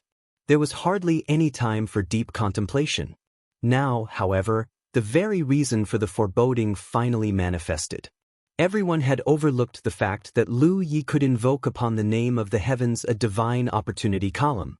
His sole chance to escape from this dire predicament. Divine opportunity columns were sacred objects created by the heavens, and they could typically be found at every divine trade association branch, the strongholds of various militant sects and orders, plus their outpost in dimensions such as the Spirit Creek battlefields. These were divine opportunity columns one could access without charge. However, there were certain instances where getting access to a divine opportunity column demanded a price. For example, within certain sacred sites scattered across the Cloud River battlefield, the pillars of celestial mechanism were not intrinsic to the land itself. Instead, cultivators would petition for their presence. There were also arcane glades scattered across the Cloud River battlefield, for instance, that were equipped with their own divine opportunity columns. These glades did not appear with their divine opportunity columns. It was the cultivators who summoned these glades that needed to petition to the heavens and pay the heavy price for them. Divine opportunity columns stood as conduits bridging the ethereal expanse between the Cloud River battlefield and their strongholds in the real world of Jianghu. For convenience's sake, these mystical obelisks facilitated access into the Vault of Providence, In addition to enabling seamless transitions between the battlefield's dimension and the real world in the event of an invasion on the arcane glade. But only a scarce number of arcane glades across the vast expanse of the Cloud River battlefield could afford to have divine opportunity columns. To have a column in a glade demanded an exorbitant price, a staggering tithe of 100,000 contribution points. Few cultivators, especially Cloud River cultivators, who were usually bogged down by their meager reserves of contribution points, could ever afford such a price. Most cultivators would rather direct their contribution points towards augmenting their personal cultivation with little remaining to be spared. Therefore, most cultivators scarcely dared to dream of having divine opportunity columns of their own. Therefore, it was only the bigger arcane glades with a larger capacity to house more cultivators that have their own divine opportunity columns, where the cost of purchasing the mystical obelisk from the heavens could be shared amongst the members of bigger arcane glades. The mitigated cost would make the substantial cost a manageable feat. That was also the reason behind Feng Yuechan's amazement about Lu Ye's wealth upon learning of his bold plan. The sheer wealth the latter commanded was nothing short of astonishing. To wield 100,000 contribution points was a rarity within the Cloud River battlefield, a feat beyond the reach of mere handfuls, and Lu Yi happened to be one of them. Before being trapped inside the Carnage Colosseum, Lu Yi had accumulated a substantial 92,250 contribution points. Yet, today, his tally had soared to an impressive 161,200. That was 30,000 more than what he owned when he first entered the Cloud River battlefield. That was all thanks to Glyph, Fire Phoenix, which was the one thing instrumental to this resounding achievement, or he would still be short of contribution points to reach 100,000. Now that Lu Yi finally had enough contribution points, he could summon a divine opportunity column for his use. As he told Li Baxian, it was only the Carnage Colosseum that had denied him escape. With the arterial red dome-like shield of the Colosseum preventing his exit, he could still call upon the heavens for a divine column opportunity, but it would still do him no good. But now, with the Carnage Colosseum concluded and its crimson veil lifted, Lu Yi was now free. Nothing and no one could hinder his passage anymore. Meanwhile, the surrounding Thousand Demon Ridge cultivators finally grasped what Lu Yi was trying to do. Xia Liang's voice thundered in anger, "Stop him! Stop him now!" A sweeping scythe of light hurtled towards Lu Yi. Xia Liang's attack, a resplendent cascade of gleaming arcs aimed at Lu Yi, rent the sky. Such a formidable display of might and choler by the Ninth Order. Too much had been given up to corner Lu Yi here. Victory was just within reach. All that remained was for the effect of the golden body token to end and Lu Ye's life would be theirs. Yet, Lu Yi was going to summon a divine opportunity column on the brink of their triumph. Would they allow him? Never. If they were to let him slip out of their fingers again, then all the painstaking efforts up until this point would become meaningless. All the sacrifices that they had made, all the lives lost on his account, everything would be in vain. And once news of this got out, the cultivators of the Grand Sky Coalition would never stop tormenting any Thousand Demon Ridge members they met with ridicule and scorn. Just how incredibly rich is this brat? 100,000 contribution points. Xia Liang mused. For all his life, he had never come near to having that amount of points before. A barrage of attacks converged from all directions, bearing down on Lu Yi. Simultaneously, a beam of light descended just in time from the skies above, enshrouding Lu Yi within its luminous embrace. The onslaught of assaults crashed against the cylindrical barrier of light, each strike swallowed by its sheer brilliance. On the other side, within the confines of this protective column of light, Lu Ye's cold and unyielding gaze panned from one face to another, etching the countenances of these Ninth Order elites deep in his memory. You're tuning in to the Han Li's Immortal Journey YouTube channel. Don't forget to subscribe and join us on this journey to catch the most captivating stories.